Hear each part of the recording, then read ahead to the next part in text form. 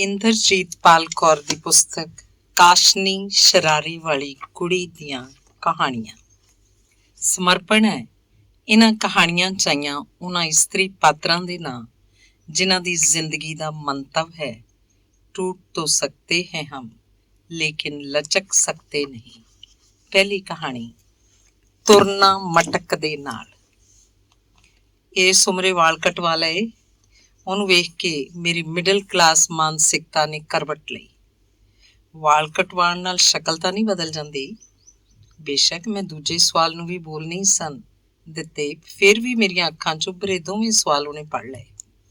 Chemotherapy ਨਾਲ ਸਾਰੇ ਵਾਲ ਝੜ ਗਏ ਸਨ। ਇਹ ਤਾਂ ਫਿਰ ਤੋਂ ਉੱਗੇ ਨੇ। ਸੱਜੀ ਗੱਲ ਦੇ ਥੱਲੇ ਲਟਕਦੀ ਪਤਲੀ ਲੱਟ ਨੂੰ ਉਹਨੇ ਛੋਇਆ। ਉਂਗਲਾਂ ਦਾ ਹਲਕਾ ਕੰਪਨ ਕੀਮੋਥੈਰੇਪੀ ਦੀ ਚੁਗਲੀ ਕਰ ਰਿਹਾ ਸੀ। ਕੀਮੋਥੈਰੇਪੀ? ਮੇਰੇ ਮੂੰਹ 'ਚ ਕੁੜੱਤਣ ਘੁਲ ਗਈ। ਦਿਲ ਨੂੰ ਜਿਵੇਂ ਕਿਸੇ ਨੇ ਚਿਮਟੀ ਨਾਲ ਜਕੜ ਲਿਆ। ਮੇਰੀ ਯਾਦ 3 ਸਾਲ ਪਿਛਾਂ ਪਰਤ ਗਈ ਜਦੋਂ ਉਹਨੂੰ ਡਾਕਟਰ ਨੇ ਯੂਟਰਸ ਦਾ ਕੈਂਸਰ ਦੱਸਿਆ ਸੀ। ਨਿਯਮ ਨਾਲ ਗੁਰਦੁਆਰੇ ਆਉਣ ਵਾਲੀ ਸ੍ਰੀਮਤੀ ਗਰੇਵਾਲ ਜਦੋਂ ਕਈ ਦਿਨਾਂ ਤੱਕ ਗੁਰਦੁਆਰੇ ਨਜ਼ਰ ਨਾ ਆਈ ਤਾਂ ਮੈਨੂੰ ਫਿਕਰ ਹੋਇਆ। ਘਰ ਜਾਣ ਤੇ ਛੋਟੀ ਬੇਟੀ ਨੇ ਬਿਮਾਰੀ ਬਾਰੇ ਦੱਸਿਆ। ਉਹ ਇਲਾਜ ਵਾਸਤੇ ਦਿੱਲੀ ਗਈ ਹੋਈ ਸੀ। ਉਸ ਨਾਲ ਮੇਰੀ ਜਾਣ ਪਛਾਣ ਅਜੇ ਦੋਸਤੀ ਤੱਕ ਨਹੀਂ ਸੀ ਪੁੱਜੀ।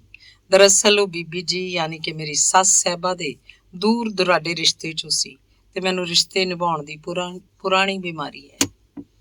ਉਹਨਾਂ ਦਾ ਘਰ ਗੋਲ ਮਾਰਕੀਟ ਦੇ ਕੋਲ ਸੀ। ਕਦੇ ਕਦੇ ਜਦੋਂ ਮੈਂ ਉੱਥੋਂ ਦੀ ਨਿਕਲਦੀ ਤਾਂ ਮੈਨੂੰ ਆਪਣੇ ਗੇਟ ਤੇ ਖੜੀ ਕਿਸੇ ਗੁਆਂਢਣ ਨਾਲ ਗੱਲਾਂ ਕਰਦੀ ਜਾਂ ਸਬਜ਼ੀ ਖਰੀਦਦੀ ਦਿਖ ਜਾਂਦੀ। ਆਓ ਨਾ ਅੰਦਰ, ਮਾਸੀ ਜੀ ਦਾ ਕੀ ਹਾਲ ਹੈ? ਬਸ ਇਸ ਤਰ੍ਹਾਂ ਜਾਣ ਪਛਾਣ ਦੋਸਤੀ ਵੱਲ ਵਧਣ ਲੱਗੀ। ਗੁਰਦੁਆਰੇ 'ਚ ਦੂਰ ਤੋਂ ਹੀ ਇੱਕ ਦੂਜੇ ਨੂੰ ਸਤਿ ਸ਼੍ਰੀ ਅਕਾਲ ਹੋ ਜਾਂਦੀ। ਕੁਝ ਅਜੀਬ ਜਿਹੀ ਸ਼ਕਲ ਸੀ ਉਹਦੀ, ਅੰਗਰੇਜ਼ੀ ਕਾਮਿਕ ਦੀ ਹਿਲਡਾ ਜਾਦੂਗਰਨੀ ਵਰਗੀ। ਗਾੜਾ ਸਾਂਵਲਾ ਰੰਗ, ਵੱਡਾ ਉੱਚਾ ਉੱਠਿਆ ਮੱਥਾ, ਪਤਲੇ ਪਤਲੇ ਬੁੱਲ, ਅੱਖਾਂ ਛੋਟੀਆਂ ਧੱਸੀਆਂ ਹੋਈਆਂ ਪਰ ਜੀਵਨ ਦੀ ਲੋ ਨਾਲ ਚਮਕਦੀਆਂ, ਤਕਰੀਬਨ ਨਦਾਰਦ ਭਰਵੱਟੇ, ਹਮੇਸ਼ਾ ਆਈਬਰੋ ਪੈਨਸਿਲ ਨਾਲ ਘੜੇ ਹੋਏ, ਲੰਬੀ ਵਿਚਕਾਰੋਂ ਜ਼ਰਾ ਕੁੱਠੀ ਹੋਈ ਬਿਲਕੁਲ ਹਿਲਡਾ ਵਰਗੀ ਨੱਕ, ਨਿੱਕੇ ਨਿੱਕੇ ਚਿੱਟੇ ਦੁੱਧ ਦੰਦ ਜਿਨ੍ਹਾਂ ਨੂੰ ਉਹ ਫਰਾਖ ਦਿਲੀ ਨਾਲ ਲਿਸ਼ਕਾਉਂਦੀ ਰਹਿੰਦੀ। ਉਹਦੀ ਸੱਜੀ ਗੱਲ ਤੇ ਕਿਸੇ ਜ਼ਖਮ ਦਾ ਨਿਸ਼ਾਨ ਸੀ, ਮੁਸਕਰਾਉਣ ਤੇ ਜਿਹਦਾ ਟੂਆ ਬਣ ਜਾਂਦਾ ਸੀ। ਅਕਸਰ ਹੱਸਦਿਆਂ ਉਹਦੇ ਅੰਗੂਠੇ ਦੇ ਨਾਲ ਦੀ ਉਂਗਲ ਉਸ ਟੋਏ 'ਚ ਖੁੱਭ ਜਾਂਦੀ। ਜਿੱਥੋਂ ਤੱਕ ਮੈਨੂੰ ਯਾਦ ਏ, ਪਹਿਲੀ ਵਾਰ ਮੈਂ ਉਹਨੂੰ ਆਪਣੇ ਵਿਆਹ ਦੀ ਰਿਸੈਪਸ਼ਨ ਤੇ ਵੇਖਿਆ ਸੀ। ਉਹਦੀ ਪਿੱਠ ਮੇਰੇ ਵੱਲ ਸੀ। ਉਹ ਕਿਸੇ ਨਾਲ ਗੱਲਾਂ ਕਰਦੀ ਹੱਸ ਰਹੀ ਸੀ। ਕੰਗਣ ਵਾਂਗ ਖਣਕਦਾ ਮਿੱਠਾ ਹੱਸ। ਇਸ ਹਾਸੇ ਦੀ ਮਾਲਕਣ ਜ਼ਰੂਰ ਹੀ ਸੋਹਣੀ ਸੁਨੱਖੀ ਹੋਏਗੀ, ਪਰ ਜਦੋਂ ਉਹਨੇ ਸ਼ਗਨ ਦਾ ਲਿਫਾਫਾ ਮੈਨੂੰ ਪਕੜਾਇਆ ਤਾਂ ਮੇਰਾ ਮੋਹ ਭੰਗ ਹੋ ਗਿਆ। ਮੇਰੀ ਨਜ਼ਰ ਝੁਕੀ ਤੇ ਉਹਦੇ ਹੱਥਾਂ ਤੇ ਠਹਿਰ ਗਈ। ਉਹੋ ਜਿਹੇ ਸੋਹਣੀ ਪਤਲੀਆਂ ਲੰਬੀਆਂ ਨਾਜ਼ੁਕ ਉਂਗਲਾਂ ਵਾਲੇ ਹੱਥ ਮੈਂ ਪਹਿਲਾਂ ਨਹੀਂ ਸਨ ਵੇਖੇ। ਕਈ ਸਾਲ ਹੋ ਗਏ ਉਹਦੀ ਉਸ ਪਹਿਲੀ ਮੁਲਾਕਾਤ ਨੂੰ, ਪਰ ਏਡੇ ਸੋਹਣੇ ਹੱਥ ਮੈਂ ਫੇਰ ਕਦੀ ਨਹੀਂ ਵੇਖੇ। ਇੰਨੇ ਸਾਲਾਂ 'ਚ ਨਾ ਹੀ ਕਦੀ ਮੈਂ ਉਹਨੂੰ ਸਧਾਰਨ ਕੱਪੜਿਆਂ 'ਚ ਤੱਕਿਆ। ਉਹ ਹਮੇਸ਼ਾ ਸਜੀ ਧਜੀ ਕਿਤੇ ਜਾਣ ਨੂੰ ਤਿਆਰ ਜਿਹੀ ਦਿਸਦੀ। ਉਹਨੂੰ ਦੇਖ ਕੇ ਗੁਰਬਖਸ਼ ਸਿੰਘ ਜੀ ਦੀ ਕਹੀ ਗੱਲ ਮੈਨੂੰ ਹਮੇਸ਼ਾ ਯਾਦ ਆਉਂਦੀ, ਪਾਣਾ ਤੇ ਸਭ ਨੂੰ ਆਉਂਦਾ ਹੈ ਪਰ ਮਟਕਾਉਣਾ ਕਿਸੇ ਕਿਸੇ ਨੂੰ। ਸ਼ਾਇਦ ਜਿਹੜੇ ਲੋਕ ਜ਼ਿੰਦਗੀ ਦੀ ਮਟਕ ਨੂੰ ਸਮਝ ਕੇ ਚੱਲਦੇ ਨੇ ਉਹਨਾਂ 'ਚ ਮਟਕ ਆਈ ਜਾਂਦੀ ਹੈ। ਉਹਨੂੰ ਵੇਖ ਕੇ ਹਰ ਵਾਰ ਮੇਰਾ ਮਨ ਅਨੋਖੇ ਉਤਸ਼ਾਹ ਨਾਲ ਭਰ ਜਾਂਦਾ। ਇੰਜ ਲੱਗਦਾ ਜਿਵੇਂ ਉਹਦੀ ਸ਼ਖਸੀਅਤ ਵਿੱਚੋਂ ਨਿਕਲਣ ਵਾਲੀਆਂ ਪੋਜ਼ਿਟਿਵ ਐਨਰਜੀ ਦੀਆਂ ਤਰੰਗਾਂ ਨੇ ਮੈਨੂੰ ਵੀ ਆਪਣੇ ਘੇਰੇ 'ਚ ਲੈ ਲਿਆ। ਹੌਲੀ ਹੌਲੀ ਉਹਦਾ ਅਤ ਸਧਾਰਨ ਜਾਂ ਕਹਿ ਲਓ ਕਿ ਕਰੂਪ ਜਿਹਾ ਚਿਹਰਾ ਮੈਨੂੰ ਚੰਗਾ ਚੰਗਾ ਲੱਗਣ ਲੱਗ ਪਿਆ। ਕੀਮੋਥੈਰੇਪੀ ਫਿਰ ਤੂੰ? ਕੋਸ਼ਿਸ਼ ਕਰਨ ਤੇ ਵੀ ਮੇਰੀ ਆਵਾਜ਼ ਦੀ ਘਬਰਾਹਟ ਚੁੱਪ ਨਾ ਸਕੀ। 3 ਮਹੀਨੇ ਪਹਿਲਾਂ ਚੈੱਕਅਪ ਵਿੱਚ ਫਿਰ ਇੱਕ ਗਰੋਥ ਨਿਕਲ ਆਈ। ਉਹਨੇ ਇਸ ਤਰ੍ਹਾਂ ਕਿਹਾ ਜਿਵੇਂ ਕਿਸੇ ਹੋਰ ਬਾਰੇ ਗੱਲ ਕਰ ਰਹੀ ਹੋਵੇ। ਅੱਖਾਂ 'ਚ ਅਜੇ ਵੀ ਤਰੇਲ ਦੀਆਂ ਬੂੰਦਾਂ ਤੇ ਪਈ ਸੂਰਜ ਦੀ ਪਹਿਲੀ ਕਿਰਨ ਵਾਲੀ ਚਮਕ, ਬਿਮਾਰੀ ਨਾਲ ਸੁੱਕੇ ਪਰ ਲਿਪਸਟਿਕ ਲੱਗੇ ਬੁੱਲ੍ਹਾਂ ਤੇ ਠਹਿਰਿਆ ਹੋਇਆ ਉਹ ਹਾਸਾ ਜਿਹੜਾ ਉਹਦੀ ਪਛਾਣ ਸੀ। ਉਹਦੀ ਬੇਟੀ ਕਾਊਂਟਰ ਤੇ ਰੱਖੀਆਂ ਦਵਾਈਆਂ ਦਾ ਢੇਰ ਖਾਕੀ ਲਿਫਾਫੇ 'ਚ ਪਾ ਚੁੱਕੀ ਸੀ। ਹੁਣ ਉਹਦਾ ਧਿਆਨ ਮੇਰੇ ਵੱਲ ਹੋਇਆ। ਸਤਿ ਸ਼੍ਰੀ ਅਕਾਲ ਦੇ ਉੱਤਰ ਵਿੱਚ ਮੈਂ ਉਹਦਾ ਸਿਰ ਪਲੋਸਿਆ। ਲੜਕੀ ਦੀਆਂ ਅੱਖਾਂ 'ਚ ਤੈਰਦਾ ਡਰ ਦਾ ਕਾਲਾ ਪਰਛਾਵਾਂ ਮੇਰੇ ਜ਼ਿਹਨ 'ਚ ਉਤਰ ਗਿਆ। ਹੁਣ ਕਿਸ ਤਰ੍ਹਾਂ ਤੁਹਾਡੀ ਤਬੀਅਤ? ਫਾਲਤੂ ਜਿਹਾ ਪ੍ਰਸ਼ਨ ਸੀ। ਗਰੋਥ ਤਾਂ ਕੁਝ ਘਟ ਗਈ ਹੈ, ਪਰ 15-20 ਦਿਨਾਂ ਤੋਂ ਖਾਂਸੀ ਠੀਕ ਨਹੀਂ ਹੋ ਰਹੀ। ਇੰਜ ਲੱਗਦਾ ਹੈ ਸੀਨੇ 'ਚ ਕੁਝ ਅੜਿਆ ਹੋਇਆ। ਉਹਨੇ ਲੰਬੀਆਂ ਉਂਗਲਾਂ ਨਾਲ ਆਪਣਾ ਸੀਨਾ ਦਬਾਇਆ। ਮੇਰੀ ਧੜਕਣ ਫੇਰ ਤੇਜ਼ ਹੋ ਗਈ। ਮੈਟਾਸਟੈਸਿਸ।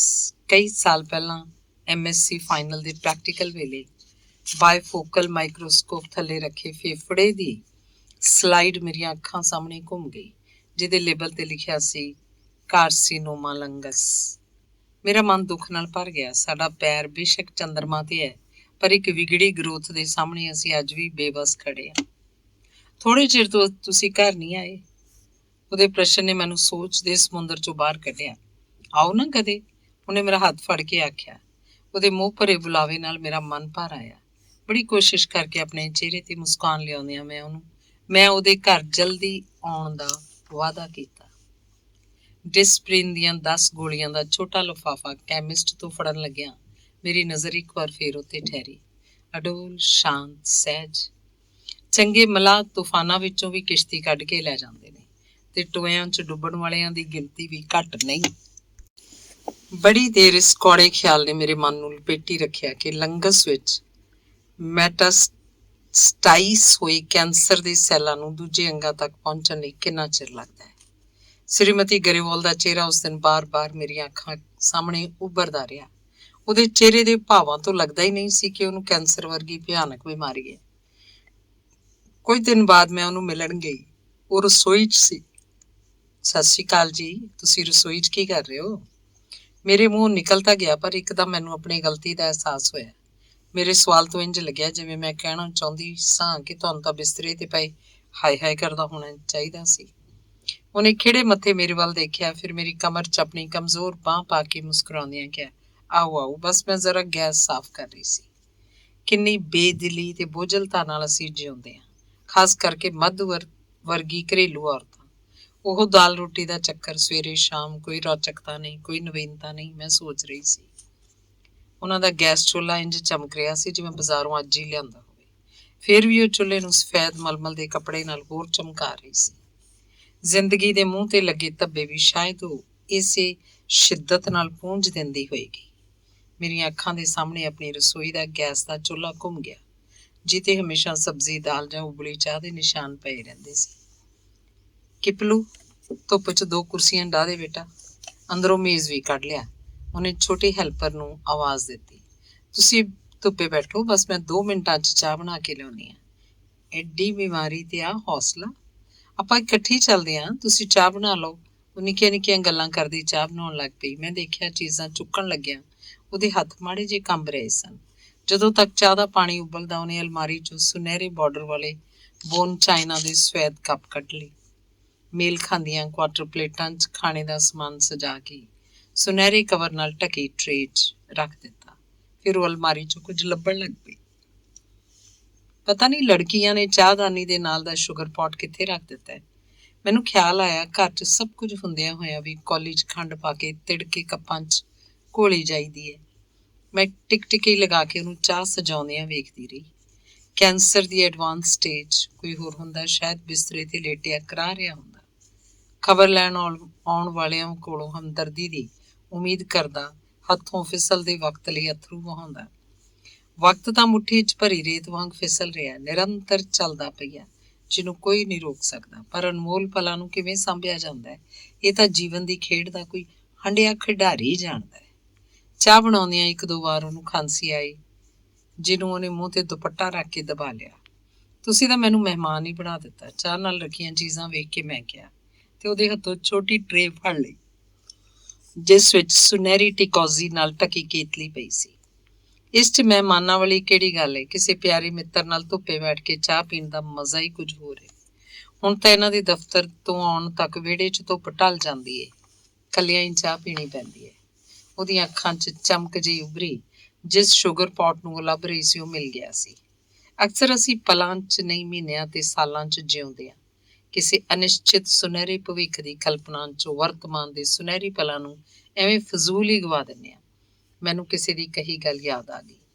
ਨਿੱਕੀ ਨਿੱਕੀ ਬੂਟੀ ਵਾਲੇ ਨੀਲੇ ਸੂਟ ਤੇ ਕਿਨਾਰੀ ਲੱਗਾ ਅਸਲੀ ਸ਼ਿਫੋਨ ਦਾ ਨੀਲਾ ਦੁਪੱਟਾ, ਦੁਪੱਟੇ ਦੀ ਕਿਨਾਰੀ ਨਾਲ ਮੇਲ ਖਾਂਦੀ ਪਤਲੀ ਸਟ੍ਰੈਪ ਦੀ ਜੁੱਤੀ, ਤੇ ਉਹ ਪਤਲੀਆਂ ਲੰਮੀਆਂ ਨਾਜ਼ੁਕ ਉਂਗਲੀਆਂ ਜਿਨ੍ਹਾਂ ਤੇ ਹਲਕੀ ਗੁਲਾਬੀ ਨੇਲ ਪਾਲਿਸ਼ ਲੱਗੀ ਹੋਈ ਸੀ। ਮੈਨੂੰ ਆਪਣੀਆਂ ਉਂਗਲਾਂ ਤੇ ਲੱਗੀ ਪੁਰਾਣੀ ਉਖੜੀ ਹੋਈ ਪਾਲਿਸ਼ ਚੁਭਣ ਲੱਗ ਪਈ। ਕਿਪਲੂ ਮੇਜ਼ਪੋਸ਼ ਨੇ ਵਿਛਾਇਆ। बड़ी दीदी कहत रही कि कपड़ा मत बिछाई, दाग पड़ जाइब। किपलू ने बड़ी मासूमियत नाल उत्तर दिता। इन्हां लड़कियां नूं जीना कदों आएगा? उन्हें शायद किपलू की गल ते हसदियां आखिया। एक पैर घट तुरना पर तुरना मटकदे नाल एक पुराने गीत दे बोल मैनू याद आ गए। किपलू नूं हथली ट्रे फड़ा के ਉਹ अंदर गई ते कढ़ाई कीता बदामी रंग दा मेज़पोश लिया के मेज़ ते विछा दिता। चाह पींदियां उस दिन भी असीं फुल्लां पौदियां दीयां गल्लां करदे रहे। हर शिंगार दा बूटा लाया है, आओ तुहानूं विखावां। ਉੱਠਣ ਲੱਗਿਆ ਉਹਨੂੰ ਕੁਰਸੀ ਦੀਆਂ ਬਾਹੀਆਂ ਤੇ ਜ਼ੋਰ ਪਾਉਣਾ ਪਿਆ। ਗੇਟ ਤੋਂ ਬਾਹਰ ਅਗਲੇ ਛੋਟੇ ਜਿਹੇ ਲੌਨ ਦੇ ਖੱਬੇ ਪਾਸੇ ਹਰ ਸ਼ਿੰਗਾਰ ਦਾ ਬੂਟਾ ਲਹਿਰਾ ਰਿਹਾ ਸੀ। ਇਹ ਤਾਂ ਚੰਗਾ ਵੱਡਾ ਹੋ ਗਿਆ। ਮੈਂ ਬੂਟੇ ਦੇ ਇੱਕ ਹਲਕੇ ਹਰੇ ਖੁਰਦਰੇ ਪੱਤੇ ਨੂੰ ਛੋਇਆ। ਕੁਝ ਵੱਡਾ ਹੀ ਲਿਆਈ ਸਾਂ, ਗਮਲੇ 'ਚ ਲੱਗਾ ਸੀ, ਸਿੱਧਾ ਟਰਾਂਸਪਲਾਂਟ ਕੀਤਾ ਹੈ। ਅਸੀਂ 15 ਦਿਨੀ ਰੋਜ਼ ਮਿਕਸ ਖਾਦ ਦਾ ਇੱਕ ਛੋਟਾ ਚਮਚ ਪਾ ਦਿੰਦੀ ਹਾਂ। ਤਾਈਓ ਇੰਨੀ ਤੇਜ਼ੀ ਨਾਲ ਵਧ ਰਿਹਾ। ਉਹਨੇ ਬੜੀ ਮਮਤਾ ਨਾਲ ਪੌਦੇ ਵੱਲ ਵੇਖਿਆ। ਕਿੰਨੀ ਤੇਜ਼ੀ ਨਾਲ ਵਧ ਰਿਹਾ ਇਹਦਾ ਕੈਂਸਰ? ਡਰਾਵਨੇ ਪ੍ਰਸ਼ਨ ਨੇ ਮੇਰੇ ਮਨ ਵਿੱਚ ਮੂੰਹ ਖੋਲ ਲਿਆ। ਉਹਦਾ ਸਾਂਵਲਾ ਰੰਗ ਕੁਝ ਹੋਰ ਗਹਿਰਾ ਹੋ ਗਿਆ ਸੀ। ਹੁਣ ਬਹੁਤ ਕਮਜ਼ੋਰ ਹੋ ਗਿਆ ਸਰੀਰ, ਕਮਰ ਤੋਂ ਕੁਝ ਝੁਕਿਆ ਹੋਇਆ ਸੀ, ਪਰ ਹੌਸਲਾ ਪਹਿਲਾਂ ਵਾਂਗ ਹੀ ਬੁਲੰਦ ਸੀ। ਛੋਟੀਆਂ ਛੋਟੀਆਂ ਖੁਸ਼ੀਆਂ ਨੂੰ ਸਹੇਜ ਕੇ ਉਹਨੇ ਜੀਵਨ ਦਾ ਵੱਡਾ ਕੈਨਵਸ ਤਿਆਰ ਕੀਤਾ ਸੀ। ਬਿਮਾਰੀ ਦੀ ਧੂੜ ਭਲਾ ਉਹਨੂੰ ਕੀ ਮੈਲਾ ਕਰਦੀ। ਤੁਸੀਂ ਕੱਲ ਸ਼ਾਮ ਨੂੰ ਕਿਤੇ ਜਾਣਾ ਤਾਂ ਨਹੀਂ? ਮੇਰਾ ਸਵਾਲ ਸੁਣ ਕੇ ਅੰਦਰ ਵੱਲ ਜਾਂਦੇ ਉਹਦੇ ਪੈਰ ਰੁਕ ਗਏ। ਨਹੀਂ, ਹੁਣ ਤਾਂ ਹਸਪਤਾਲ ਤੱਕ ਹੀ ਜਾਣਾ ਹੁੰਦਾ। ਤਾਂ ਫਿਰ ਕੱਲ ਸ਼ਾਮ ਨੂੰ ਚਾਹ ਮੇਰੇ ਨਾਲ ਪੀਓ, ਮੈਂ 4 ਵਜੇ ਤੁਹਾਨੂੰ ਲੈਣ ਆਵਾਂਗੀ। ਉਹਦੀਆਂ ਡੂੰਘੀਆਂ ਅੱਖਾਂ ਚਮਕ ਉੱਠੀਆਂ। ਕੋਈ ਖਾਸ ਮੌਕਾ? ਬਸ ਬਗੀਚੇ ਦੇ ਫੁੱਲ ਬੜੇ ਚਿਰ ਤੋਂ ਤੁਹਾਡੀ ਰਾਹ ਵੇਖ ਰਹੇ ਨੇ। ਸਿੱਖ ਔਰਤਾਂ ਘੱਟ ਹੀ ਬਿੰਦੀ ਲਗਾਉਂਦੀਆਂ ਨੇ, ਪਰ ਉਹਦੇ ਮੱਥੇ ਤੇ ਕੱਪੜਿਆਂ ਨਾਲ ਮੇਲ ਖਾਂਦੀ ਬਿੰਦੀ ਹਮੇਸ਼ਾ ਚਮਕਦੀ ਰਹਿੰਦੀ। ਉਸ ਦਿਨ ਵੀ ਗੁਲਾਬੀ ਬਿੰਦੀ ਉਹਦੇ ਮੱਥੇ ਤੇ ਸੋਹਣੀ ਲੱਗ ਰਹੀ ਸੀ। ਕਾਰ ਤੋਂ ਉਤਰ ਕੇ ਕੁਝ ਲੰਮਾ ਡਰਾਈਵ-ਵੇਨ ਪਾਰ ਕਰਕੇ ਲੌਨ ਤੱਕ ਪਹੁੰਚਦੇ ਉਹਦਾ ਸਾਹ ਫੁੱਲ ਗਿਆ। 1-2 ਵਾਰ ਖਾਂਸੀ ਵੀ ਉੱਠੀ, ਪਰ ਰੰਗ ਬਿਰੰਗੇ ਫੁੱਲਾਂ ਨੂੰ ਵੇਖ ਕੇ ਉਹਦਾ ਬਿਮਾਰੀ ਨਾਲ ਕੁਮਲਾਇਆ ਮੁੱਖ ਖਿੜ ਗਿਆ। ਹਾਏ ਮੈਂ ਮਰ ਜਾ, ਐਡੀ ਵੱਡੀ ਵੱਡੀ ਪੈਨਜ਼ੀ! ਹੈਰਾਨ ਹੁੰਦਿਆਂ ਆਦਤਨ ਉਹਦੀ ਲੰਮੀ ਉਂਗਲੀ ਸੱਜੀ ਗੱਲ੍ਹ ਤੇ ਸੁੱਕੇ ਟੋਏ 'ਚ ਖੁੱਭ ਗਈ। ਫਿਰ ਉਹ ਹੌਲੀ ਹੌਲੀ ਤੁਰਦੀ ਫੁੱਲਾਂ ਦੀਆਂ ਹੋਰ ਕਿਆਰੀਆਂ ਨਿਹਾਰਨ ਲੱਗ ਪਈ। ਗੁਲਦੌਦੀਆਂ ਦੀਆਂ ਅਨੇਕਾਂ ਕਿਸਮਾਂ ਦੇ ਨਾਂ ਉਹਨੂੰ ਕਿਸੇ ਤਜਰਬੇਕਾਰ ਮਾਲੀ ਦੀ ਤਰ੍ਹਾਂ ਯਾਦ ਸਨ। ਗਮਲੇ 'ਚ ਲੱਗੇ ਫੁੱਲਾਂ ਨੇ ਜਿਵੇਂ ਉਹਨੂੰ ਕੀਲ ਲਿਆ ਸੀ। ਤੁਸੀਂ ਅਗਲੇ ਸਾਲ ਮੈਨੂੰ ਇਹਨਾਂ ਸਾਰਿਆਂ ਦੀ ਕਟਿੰਗ ਦਿਓ। ਉਹਨੇ ਸੁਨਹਿਰੇ ਐਨੀਮੂਨ ਦੇ ਗੁੰਦੇ ਫੁੱਲ ਨੂੰ ਬੜੇ ਪਿਆਰ ਨਾਲ ਸਹਿਲਾਇਆ। ਅਗਲਾ ਸਾਲ? ਜਦੋਂ ਕੈਂਸਰ ਫੇਫੜਿਆਂ ਤੱਕ ਪਹੁੰਚ ਗਿਆ ਤਾਂ ਉਹਨੂੰ ਦਿਮਾਗ ਤੱਕ ਪਹੁੰਚਣ ਲਈ ਕਿੰਨਾ ਵਕਤ ਲੱਗੇਗਾ? 1 ਸਾਲ, 6 ਮਹੀਨੇ, 6 ਹਫ਼ਤੇ। ਦਿਮਾਗ ਦੇ ਉਸ ਹਿੱਸੇ ਦੀਆਂ ਕੋਸ਼ਿਕਾਵਾਂ ਨੂੰ ਜਦੋਂ ਕੈਂਸਰ ਦੇ ਨਿਰਦਈ ਆਕਟੋਪਸ ਦੀਆਂ ਵੱਧਦੀਆਂ ਬਾਹਾਂ ਜਕੜ ਲੈਣਗੀਆਂ, ਜਿਹੜੀਆਂ ਕੋਸ਼ਿਕਾਵਾਂ ਦਿਲ ਦੀ ਧੜਕਣ ਨੂੰ ਕੰਟਰੋਲ ਕਰਦੀਆਂ ਨੇ, ਜਾਂ ਸਾਹ ਲੈਣ ਦੀ ਕਿਰਿਆ ਤੇ ਜਿਨ੍ਹਾਂ ਦਾ ਕੰਟਰੋਲ ਹੈ, ਤਾਂ ਦਿਲ ਦੀ ਧੜਕਣ ਕਿਵੇਂ ਰੁਕ ਜਾਏਗੀ, ਸਾਹ ਕਿਸ ਤਰ੍ਹਾਂ ਘੁੱਟ ਜਾਏਗਾ। ਮੈਨੂੰ ਅੱਜ ਪਹਿਲੀ ਵਾਰ ਆਪਣੇ ਸਾਇੰਸ ਸਟੂਡੈਂਟ ਹੋਣ ਦਾ ਅਫਸੋਸ ਹੋ ਰਿਹਾ ਸੀ। ਉਹ ਫੁੱਲਾਂ ਨੂੰ ਨਿਹਾਰ ਰਹੀ ਸੀ ਤੇ ਮੈਨੂੰ ਉਹਦੇ ਦਿਮਾਗ ਨੂੰ ਲਪੇਟਦੇ ਕੈਂਸਰ ਦੇ ਸੈੱਲ ਦਿਖਾਈ ਦੇ ਰਹੇ ਸਨ। ਕਦੋਂ ਅਸੀਂ ਜਿੱਤ ਪਾ ਸਕਾਂਗੇ ਕੈਂਸਰ ਤੇ ਏਡਜ਼ ਵਰਗੀਆਂ ਭਿਆਨਕ ਬਿਮਾਰੀਆਂ ਤੋਂ? ਮੈਂ ਸਿਰ ਝਟਕ ਕੇ ਇਹਨਾਂ ਤਲਖ ਖਿਆਲਾਂ ਨੂੰ ਆਪਣੇ ਦਿਮਾਗਾਂ 'ਚੋਂ ਕੱਢ ਕੇ ਰਕੀਬ ਨੂੰ ਆਵਾਜ਼ ਮਾਰੀ। ਰਕੀਬ, ਗੁਲਦੌਦੀ ਦੇ ਜਿਹਨਾਂ ਰੰਗਾਂ ਦੇ 2-2 ਗਮਲੇ ਨੇ, ਉਹ ਬਿਜਲੀ ਡਿੱਕੀ 'ਚ ਰੱਖ ਦਿਓ। ਉਹਨਾਂ ਦੇ ਘਰ ਜਦੋਂ ਹੈਲਪਰ ਕਾਰ 'ਚੋਂ ਗਮਲੇ ਉਤਾਰ ਰਿਹਾ ਸੀ, ਉਸੇ ਵੇਲੇ ਉਹਦੇ ਪਤੀ ਦਫ਼ਤਰੋਂ ਪਰਤੇ। ਸਤਿ ਸ਼੍ਰੀ ਅਕਾਲ ਬੁਲਾ ਕੇ ਉਹਨਾਂ ਨੇ ਇੱਕ ਨਜ਼ਰ ਫੁੱਲਾਂ ਤੇ ਪਾ ਕੇ ਮੇਰੇ ਵੱਲ ਦੇਖਿਆ, ਫਿਰ ਮਨ ਦੀ ਪੀੜ ਛੁਪਾਉਣ ਲਈ ਅੱਖਾਂ ਝੁਕਾ ਲਈਆਂ, ਪਰ ਪੀੜ ਉਹਨਾਂ ਦੇ ਚਿਹਰੇ ਤੇ ਫੈਲ ਗਈ। ਮੈਨੂੰ ਕਿਸੇ ਜ਼ਰੂਰੀ ਕੰਮ ਕਰਕੇ 1 ਮਹੀਨੇ ਲਈ ਸ਼ਹਿਰੋਂ ਬਾਹਰ ਜਾਣਾ ਪਿਆ। ਵਾਪਸ ਆ ਕੇ ਮੈਂ ਉਹਨੂੰ ਮਿਲਣ ਗਈ। ਕਮਜ਼ੋਰ ਤੋਂ ਪਹਿਲਾਂ ਹੀ ਬਹੁਤ ਹੋ ਗਈ ਸੀ, ਪਰ ਦੁਬਾਰਾ ਦਿੱਤੀ ਗਈ ਕੀਮੋਥੈਰੇਪੀ ਨੇ ਤਾਂ ਜਿਵੇਂ ਬਿਮਾਰੀ ਦੇ ਨਾਲ ਮਿਲ ਕੇ ਉਹਦਾ ਖੂਨ ਹੀ ਚੂਸ ਲਿਆ। ਰਜਾਈ 'ਚੋਂ ਬਾਹਰ ਨਿਕਲੇ ਹੱਥ ਦੀਆਂ ਪਤਲੀਆਂ ਉਂਗਲੀਆਂ ਕਿਸੇ ਪੰਛੀ ਦੇ ਪੰਜੇ ਵਰਗੀਆਂ ਲੱਗ ਰਹੀਆਂ ਸੀ। ਰਜਾਈ ਦੀ ਦੱਬੀ ਉਠਾਣ ਵੇਖ ਕੇ ਇੰਝ ਲੱਗਦਾ ਸੀ ਜਿਵੇਂ ਉਸ ਥੱਲੇ ਛੋਟਾ ਬੱਚਾ ਲੇਟਿਆ ਹੋਵੇ। ਸ਼ਾਇਦ ਕੀਮੋਥੈਰੇਪੀ ਨਾਲ ਵਾਲ ਫੇਰ ਝੜ ਗਏ ਸਨ, ਤਾਂ ਹੀ ਉਹਨੇ ਸਿਰ ਤੇ ਸੁਨਹਿਰੀ ਫੁੱਲਾਂ ਵਾਲਾ ਰੇਸ਼ਮੀ ਸਕਾਰਫ ਲਪੇਟੇ ਹੋਇਆ ਸੀ। ਆਓ ਆਓ, ਉਹਨੇ ਆਪਣਾ ਕਮਜ਼ੋਰ ਹੱਥ ਚੁੱਕ ਕੇ ਮੈਨੂੰ ਕੋਲ ਪਈ ਕੁਰਸੀ ਤੇ ਬੈਠਣ ਦਾ ਇਸ਼ਾਰਾ ਕੀਤਾ। ਨਾਲ ਵਾਲੇ ਪਲੰਗ ਤੇ ਉਹਦੇ ਪਤੀ ਬੈਠੇ ਸਨ, ਜਿਨ੍ਹਾਂ ਦੇ ਸਾਹਮਣੇ ਕੰਬਲ 'ਚ ਲਪੇਟਿਆ ਇੱਕ ਛੋਟਾ ਬੱਚਾ ਸੁੱਤਾ ਹੋਇਆ ਸੀ। ਮੈਂ ਪੁੱਛਣਾ ਤਾਂ ਚਾਹ ਰਹੀ ਸੀ ਕਿ ਤੁਹਾਡਾ ਕੀ ਹਾਲ ਹੈ, ਪਰ ਮੇਰੇ ਮੂੰਹ ਸ਼ਬਦ ਨਹੀਂ ਸਨ ਨਿਕਲ ਰਹੇ। ਉਹਨੇ ਆਪਣੇ ਲਗਭਗ ਸ਼ਕਤੀਹੀਣ ਹੋ ਚੁੱਕੇ ਸਰੀਰ ਨੂੰ ਤਾਂ ਚੁੱਕਣ ਦੀ ਕੋਸ਼ਿਸ਼ ਕੀਤੀ। ਇਹ ਦੇਖ ਕੇ ਇੱਕ ਪਾਸਿਓਂ ਉਹਦੇ ਪਤੀ ਨੇ ਤੇ ਦੂਜੇ ਪਾਸਿਓਂ ਪਿੱਛੇ ਖੜੀ ਵੱਡੀ ਬੇਟੀ ਨੇ ਫੜ ਕੇ ਉਹਨੂੰ ਉਠਾਇਆ ਤੇ ਸਿਰਹਾਣੇ ਨਾਲ ਢੋ ਲਵਾ ਕੇ ਬਿਠਾ ਦਿੱਤਾ। ਤਾਕਤ ਕੁਝ ਘਟ ਗਈ ਹੈ, ਸ਼ਾਇਦ ਕੀਮੋਥੈਰੇਪੀ ਦਾ ਅਸਰ ਹੈ। ਸਾਫ਼ ਦਿਖਦਾ ਸੀ ਕਿ ਬੋਲਣ 'ਚ ਉਹਨੂੰ ਕਸ਼ਟ ਹੋ ਰਿਹਾ। ਫੇਰ ਵੀ ਉਹ ਇਸ ਗੱਲ ਨੂੰ ਮੰਨਣ ਲਈ ਤਿਆਰ ਨਹੀਂ ਸੀ ਕਿ ਬਿਮਾਰੀ ਉਹਨੂੰ ਹਰਾ ਰਹੀ ਹੈ। ਚਾਹ ਬਣਵਾਓ ਮੀਤਾ ਵਾਸਤੇ, ਉਹਨੇ ਹੌਲੀ ਜਿਹੀ ਗਰਦਨ ਘੁਮਾ ਕੇ ਸਿਰਹਾਣੇ ਖੜੀ ਵੱਡੀ ਬੇਟੀ ਵੱਲ ਦੇਖਿਆ। ਨਹੀਂ ਨਹੀਂ, ਮੈਂ ਅਜੇ ਪੂਰੀ ਗੱਲ ਮੇਰੇ ਮੂੰਹੋਂ ਨਿਕਲੀ ਨਹੀਂ ਸੀ ਕਿ ਉਹਨੇ ਆਪਣੇ ਰੇਖਾ ਜੇ ਬਣ ਗਏ ਬੁੱਲਾਂ ਤੇ ਦੀ ਵੀ ਮੁਸਕਾਨ ਲਿਆਉਂਦਿਆਂ ਆਖਿਆ, ਵੇਖੋ ਜੀ, ਮਿੱਤਰਾਂ ਦੇ ਨਾਲ ਚਾਹ ਪੀਣ ਦਾ ਮਜ਼ਾ ਹੀ ਕੁਝ ਹੋਰ ਹੈ। ਤਾਈਓ ਛੋਟੀ ਬੇਟੀ ਟਰਾਲੀ 'ਚ ਚਾਹ ਦਾ ਸਾਰਾ ਸਮਾਨ ਸਜਾ ਕੇ ਲਿਆਈ, ਜਿਹਨੂੰ ਉਹਨੇ ਬੜੇ ਧਿਆਨ ਨਾਲ ਦੇਖਿਆ। ਫਿਰ ਪ੍ਰਸ਼ੰਸਾ ਭਰੀ ਨਜ਼ਰ ਛੋਟੀ ਬੇਟੀ ਤੇ ਪਾਈ। ਕੱਪ ਪਲੇਟ ਆਪ ਫੜ ਕੇ ਛੋਟੇ ਛੋਟੇ ਘੁੱਟ ਭਰਦਿਆਂ ਹੌਲੀ ਹੌਲੀ ਗੱਲਾਂ ਕਰਦੀ ਰਹੀ। ਗੁਰਮੀਤ ਕਾਲਜ ਜਾਣ ਲੱਗ ਪਈ ਏ। ਇਹਦੀ ਬੇਟੀ ਨੂੰ ਤੁਹਾਡੇ ਵੀਰ ਜੀ ਹੀ ਸੰਭਾਲਦੇ ਨੇ। ਇਹਨਾਂ ਪ੍ਰੀ ਮੈਚਿਓਰ ਲੈ ਲਈਏ, ਹੁਣ ਤਾਂ ਬੱਚੀ ਦਾ ਦੁੱਧ ਬਣਾ ਲੈਂਦੇ ਨੇ, ਨੈਪੀ ਬਦਲਣੀ ਵੀ ਆ ਗਈ ਏ। ਗੱਲਾਂ ਬੱਚਿਆਂ ਦੀਆਂ, ਫੁੱਲਾਂ ਦੀਆਂ, ਮਹਿਕ ਦੀਆਂ, ਬਿਮਾਰੀ ਦੀ ਕੋਈ ਗੱਲ ਨਹੀਂ, ਕਿਸੇ ਦਵਾਈ ਦਾ ਜ਼ਿਕਰ ਨਹੀਂ। ਦਰਵਾਜ਼ੇ ਤੇ ਖੜੀ ਮੌਤ ਨੂੰ ਜਿਵੇਂ ਕਹਿ ਰਹੀ ਹੋਵੇ, ਮੇਰੀ ਆਗਿਆ ਤੋਂ ਬਗੈਰ ਦਹਿਲੀਜ਼ ਨਹੀਂ ਲੰਘਣੀ। ਬੇਟੀਆਂ ਦੇ ਚਿਹਰਿਆਂ ਤੋਂ ਬੜੀ ਕੋਸ਼ਿਸ਼ ਨਾਲ ਛੁਪਾਈ ਗਈ ਪੀੜ, ਉਦਾਸੀ, ਸਹਿਮ, ਡਰ, ਬੇਵਸੀ ਉਹਨਾਂ ਦੀਆਂ ਅੱਖਾਂ 'ਚ ਸਿਮਟ ਗਈ ਸੀ। ਉਹਨਾਂ ਦੀਆਂ ਸੁੱਜੀਆਂ ਅੱਖਾਂ ਦੱਸਦੀਆਂ ਸਨ ਕਿ ਮਾਂ ਤੋਂ ਲੁਕ ਲੁਕ ਕੇ ਕਿੰਨਾ ਰੋਂਦੀਆਂ ਨੇ। ਫੇਰ ਆਇਓ। ਮੈਂ ਉੱਠਣ ਲੱਗੀ ਤਾਂ ਉਹਨੇ ਕਿਹਾ, ਮੈਂ ਆਵਾਂਗੀ, ਤੁਸੀਂ ਜਲਦੀ ਠੀਕ ਹੋ ਜਾਓ, ਚੰਗੀ ਤਰ੍ਹਾਂ ਖਾਇਆ ਪੀਆ ਕਰੋ। ਮੈਂ ਉਹਦਾ ਹੱਥ ਆਪਣੇ ਦੋਨਾਂ ਹੱਥਾਂ 'ਚ ਲੈ ਕੇ ਘੁੱਟਿਆ। ਕਿੰਨੇ ਨਰਮ ਨੇ ਤੁਹਾਡੇ ਹੱਥ। ਉਹ ਫੇਰ ਮੁਸਕਰਾਈ। ਵੇਖੋ ਸੁੱਤੀ ਸੁੱਤੀ ਕਿਵੇਂ ਮੁਸਕਰਾ ਰਹੀ ਹੈ, ਸ਼ਾਇਦ ਕੋਈ ਸੁਪਨਾ ਵੇਖਿਆ ਸੀ। ਉਹ ਤੋਂ ਇਲਾਵਾ ਸੁੱਤੀ ਹੋਈ ਬੱਚੀ ਦੇ ਮੁਖ ਤੇ ਬਦਲਦੇ ਭਾਵਾਂ ਵੱਲ ਹੋਰ ਕਿਸੇ ਦਾ ਧਿਆਨ ਨਹੀਂ ਸੀ ਗਿਆ। ਇਹ ਜਾਣਦਿਆਂ ਹੋਇਆਂ ਵੀ ਕਿ ਮੌਤ ਪਰਦੇ ਦੇ ਪਿੱਛੇ ਖੜੀ ਸੀ, ਉਹ ਜੀਵਨ ਦੀ ਖੇਡ ਨੂੰ ਬੱਚਿਆਂ ਵਰਗੀ ਭੋਲੀ ਉਤਸੁਕਤਾ ਨਾਲ ਵੇਖ ਰਹੀ ਸੀ। ਬੁੱਧਵਾਰ ਰਾਤ ਅਚਾਨਕ ਤਬੀਅਤ ਜ਼ਿਆਦਾ ਵਿਗੜਨ ਲੱਗ ਪਈ। ਪਹਿਲਾਂ ਲਾਗੇ ਹੀ ਖੋਸਲਾ ਨਰਸਿੰਗ ਹੋਮ ਲੈ ਗਏ। ਹਾਰਟ ਰੇਟ ਘਟ ਰਿਹਾ ਸੀ, ਖੂਨ 'ਚ ਆਕਸੀਜਨ ਦੀ ਮਾਤਰਾ ਵੀ ਘਟ ਗਈ ਸੀ। ਉਹਨਾਂ ਨੂੰ ਸਾਹ ਲੈਣ 'ਚ ਮੁਸ਼ਕਿਲ ਹੋ ਰਹੀ ਸੀ। ਫਿਰ ਵੱਡੇ ਹਸਪਤਾਲ ਲੈ ਗਏ, ਵੈਂਟੀਲੇਟਰ ਲਗਾਉਣਾ ਪਿਆ। ਸ੍ਰੀਮਤੀ ਗਰੇਵਾਲ ਦੇ ਪਤੀ ਮੈਨੂੰ ਹੌਲੀ ਹੌਲੀ ਦੱਸ ਰਹੇ ਸੀ, ਸਵੇਰ ਤੱਕ ਤਬੀਅਤ ਕੁਝ ਠੀਕ ਹੋ ਗਈ। ਡਾਕਟਰਾਂ ਨੇ ਵੈਂਟੀਲੇਟਰ ਉਤਾਰ ਕੇ ਆਕਸੀਜਨ ਮਾਸਕ ਲਗਾ ਦਿੱਤਾ। ਆਂਟੀ, ਮੰਮੀ ਦੇ ਨਾਲ ਵਾਲੀ ਬੈੱਡ ਤੇ ਇੱਕ ਬਹੁਤ ਮੋਟੀ ਔਰਤ ਸੀ। ਉਹਦੇ ਨਾਲ ਕੋਈ ਨਹੀਂ ਸੀ। ਉਹ ਸਾਰੀ ਰਾਤ ਕਰਾਉਂਦੀ ਰਹੀ। ਸਵੇਰ ਦੇ 5 ਵਜੇ ਸਨ। ਉਹ ਔਰਤ ਬਾਰ-ਬਾਰ ਪਾਪਾ ਨੂੰ ਕਹਿਣ ਲੱਗੀ, ਭਾਈ ਸਾਹਿਬ, ਮੈਨੂੰ ਮੰਜੇ ਥੱਲੇ ਲਾਓ। ਮੰਮੀ ਨੇ ਆਪਣਾ ਮਾਸਕ ਹਟਾ ਕੇ ਪਾਪਾ ਨੂੰ ਆਖਿਆ, ਨਾ ਉਤਾਰਿਓ, ਐਡੀ ਮੋਟੀ ਦਾ ਭਾਰ ਨਾ ਸੰਭਾਲ ਸਕੋਗੇ। ਪਰ ਉਸ ਜਦੋਂ ਫੇਰ ਰੋਣੀ ਆਵਾਜ਼ 'ਚ ਆਪਣੀ ਗੱਲ ਦੁਹਰਾਈ ਤਾਂ ਪਾਪਾ ਉਹਨੂੰ ਬਾਹਾਂ ਤੋਂ ਫੜ ਕੇ ਥੱਲੇ ਉਤਾਰਨ ਦੀ ਕੋਸ਼ਿਸ਼ ਕਰਨ ਲੱਗੇ। ਹੋਇਆ ਉਹੀ ਜੋ ਮੰਮੀ ਨੇ ਆਖਿਆ ਸੀ। ਪਾਪਾ ਲੜਖੜਾਏ ਤੇ ਉਹ ਦੋਵੇਂ ਡਿੱਗ ਪਏ। ਇਹ ਵੇਖ ਕੇ ਮੰਮੀ ਜ਼ੋਰ ਜ਼ੋਰ ਨਾਲ ਹੱਸਣ ਲੱਗ ਪਏ। ਉਹ ਤਾਂ ਮੌਤ ਦੀ ਵੀ ਹਾਸੀ ਉਡਾ ਗਈ। ਗਰੇਵਾਲ ਸਾਹਿਬ ਨੇ ਚਿੱਟਾ ਰੁਮਾਲ ਅੱਖਾਂ ਤੇ ਰੱਖ ਲਿਆ। ਸਵੇਰੇ ਜਦੋਂ ਮੈਂ ਉਹਨਾਂ ਦੇ ਘਰ ਸਾਹਮਣੇ ਨਿਕਲਦੀ ਹਾਂ ਤਾਂ ਮੇਰੀ ਨਜ਼ਰ ਹਰ ਸ਼ਿੰਗਾਰ ਦੇ ਬੂਟੇ ਤੇ ਠਹਿਰ ਜਾਂਦੀ ਹੈ। ਪੌਦੇ ਦੇ ਥੱਲੇ ਰਾਤ ਦੇ ਝੜੇ ਕੇਸਰੀ ਡੰਡੀ ਵਾਲੇ ਛੋਟੇ ਛੋਟੇ ਫੁੱਲਾਂ ਦਾ ਘੇਰਾ ਬਣਿਆ ਹੁੰਦਾ ਹੈ। ਮੈਂ ਉਸ ਘੇਰੇ ਵਿੱਚੋਂ ਮੁੱਠੀ ਭਰ ਫੁੱਲ ਚੁੱਕ ਲੈਂਦੀ ਹਾਂ। ਧੰਨਵਾਦ। ਅਗਲੀ ਕਹਾਣੀ ਹੈ ਸੁਰੱਖਿਆ ਕਵਚ।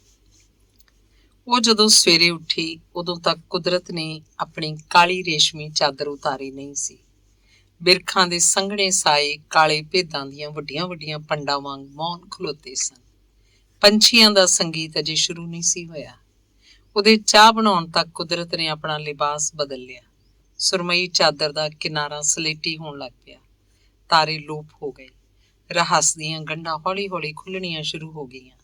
ਸ਼ਾਂਤੀ ਦਾ ਸਾਮਰਾਜ ਡਿੱਗਣ ਲੱਗ ਪਿਆ। ਹੱਥ 'ਚ ਚਾਹ ਦਾ ਕੱਪ ਫੜੀ ਹੌਲੀ ਹੌਲੀ ਪੌੜੀਆਂ ਚੜ੍ਹਦੀ ਉਹ ਆਪਣੇ ਕਮਰੇ ਦੇ ਸਾਹਮਣੇ ਬਣੀ ਬਾਲਕਨੀ 'ਚ ਆ ਕੇ ਖਲੋ ਗਈ। ਤਾਈਂ ਉਹ ਗਾੜੇ ਭੂਰੇ ਰੰਗ ਦੀ ਛੋਟੀ ਜਿਹੀ ਚਿੜੀ ਗੁਲਚੀਨ ਦੇ ਸੰਘਣੇ ਪੱਤਿਆਂ ਵਾਲੇ ਦਰਖਤ ਤੋਂ ਉੱਡ ਕੇ ਆਊਟ ਹਾਊਸ ਦੇ ਬਨੇਰੇ ਤੇ ਆ ਕੇ ਬੈਠ ਗਈ। ਫਿਰ ਉਹ ਆਪਣੇ ਛੋਟੇ ਜਿਹੇ ਸਿਰ ਨੂੰ ਬੜੀ ਅਦਾ ਨਾਲ ਉੱਪਰ ਥੱਲੇ ਕਰਨ ਲੱਗ ਪਈ, ਜਿਵੇਂ ਉਗਦੇ ਸੂਰਜ ਦੇ ਰਾਹ 'ਚ ਸਿਜਦੇ ਕਰ ਰਹੀ ਹੋਵੇ।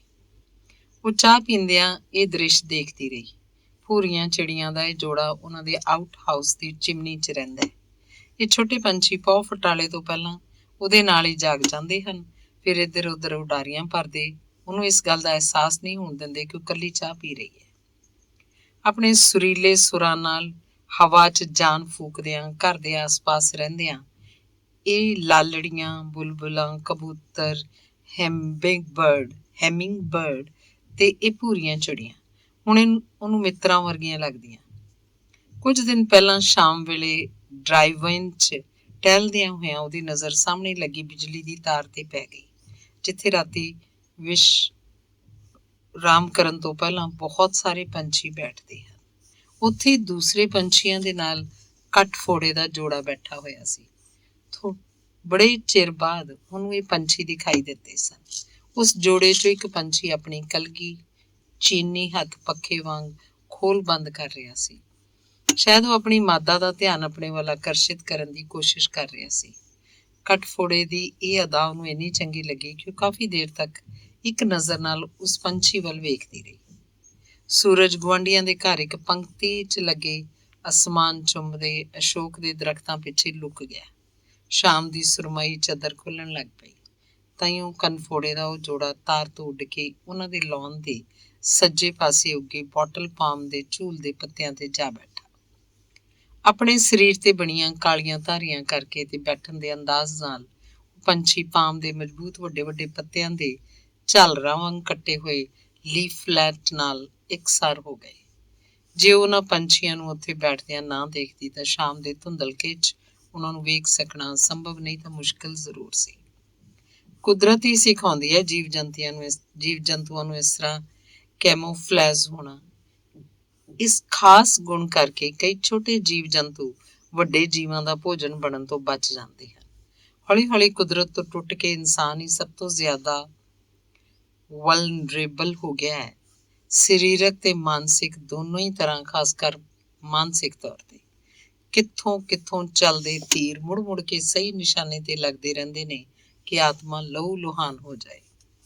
ਕਾਸ਼ ਇਨਸਾਨ ਕੋਲ ਵੀ ਇਹੋ ਜਿਹਾ ਗੁਣ ਹੁੰਦਾ, ਉਹ ਵੀ ਆਪਣੇ ਆਪ ਨੂੰ ਕੁਦਰਤ ਨਾਲ ਇਕਸਾਰ ਕਰ ਸਕਦਾ। ਪਰ ਹੁਣ ਉਹਨੇ ਵੀ ਆਪਣੇ ਦੁਆਲੇ ਇੱਕ ਅਦ੍ਰਿਸ਼ ਕਵਚ ਪਾ ਲਿਆ ਹੈ। ਹੁਣ ਕੋਈ ਵੀ ਤੀਰ ਉਸ ਕਵਚ ਨੂੰ ਭੇਦ ਨਹੀਂ ਸਕਦਾ। ਇੰਜ ਕਰਨ 'ਚ ਉਹਨੂੰ ਕਈ ਸਾਲ ਲੱਗ ਗਏ। ਜੀਵਨ ਦਾ ਉਹ ਬੀਤਿਆ ਸਮਾਂ ਰਿਸਦੇ ਜ਼ਖਮਾਂ ਦੀ ਪੀੜ ਬਣ ਕੇ ਰਹਿ ਗਿਆ। ਪਲਾਇਨ ਦੂਸਰਾ ਰਸਤਾ ਸੀ ਜਿਹੜਾ ਉਸ ਕਦੇ ਵੀ ਨਹੀਂ ਸਵੀਕਾਰਿਆ। ਉਂਝ ਵੀ ਕਿਸੇ ਸਥਿਤੀ ਤੋਂ ਦੌੜਨਾ ਸਮੱਸਿਆ ਦਾ ਹੱਲ ਨਹੀਂ। ਇਸ ਨਾਲ ਤਾਂ ਹੋਰ ਸਮੱਸਿਆਵਾਂ ਵੀ ਖੜੀਆਂ ਹੋ ਜਾਂਦੀਆਂ ਨੇ। ਦਾਦੀ ਕਹਿੰਦੀ ਹੁੰਦੀ ਸੀ, ਰਿਸ਼ਤਿਆਂ 'ਚ ਪੁਲ ਬਣਾਈ ਦੇ ਨੇ, ਦੀਵਾਰਾਂ ਨਹੀਂ। ਪਰ ਜਿੱਥੇ ਪੁਲ ਬਣਨਾ ਚਾਹੀਦਾ ਸੀ ਉੱਥੇ ਸ਼ੁਰੂ ਵਿੱਚ ਹੀ ਭੁਰਭੁਰਾਹਟ ਹੋਣ ਲੱਗ ਪਈ। ਪਹਿਲੀ ਇੱਟ ਤਾਂ ਉਦੋਂ ਹੀ ਰੱਖੀ ਗਈ ਸੀ ਜਦੋਂ ਪਤੀ ਦੇ ਵਿਆਹ ਤੋਂ ਦੂਸਰੇ ਦਿਨ ਵੱਖਰੇ ਕਮਰੇ 'ਚ ਜਾ ਕੇ ਸੌਂ ਗਏ। ਉਹ ਸਾਰੀ ਰਾਤ ਇਕੱਲੀ ਜਾਗਦੀ ਆਪਣੀਆਂ ਮਹਿੰਦੀ ਲੱਗੀਆਂ ਤਲੀਆਂ ਤੋਂ ਇਹਦਾ ਕਾਰਨ ਲੱਭਦੀ ਰਹੀ।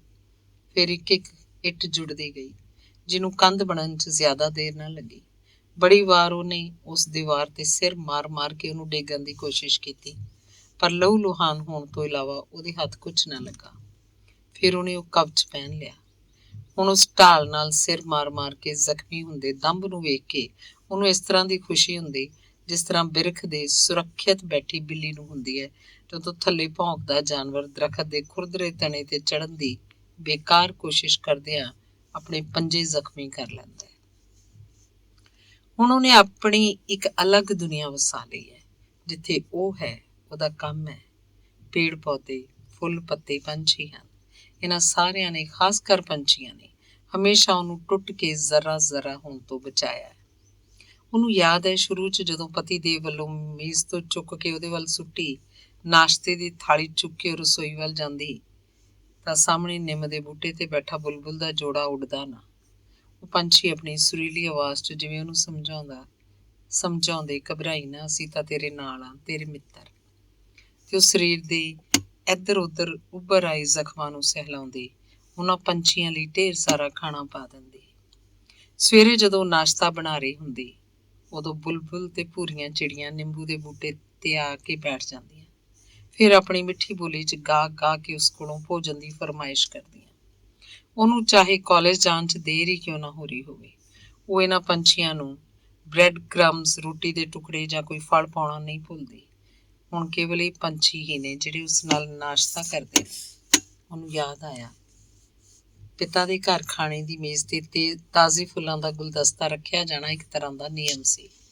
ਪਰ ਇੱਥੇ ਸ਼ੁਰੂ ਤੋਂ ਹੀ ਕੌੜੇ ਸ਼ਬਦਾਂ ਦੇ ਸਾਰੇ ਤੀਰ ਖਾਣੇ ਦੀ ਮੇਜ਼ ਤੇ ਸਜਾ ਕੇ ਰੱਖ ਲਏ ਜਾਂਦੇ ਨੇ।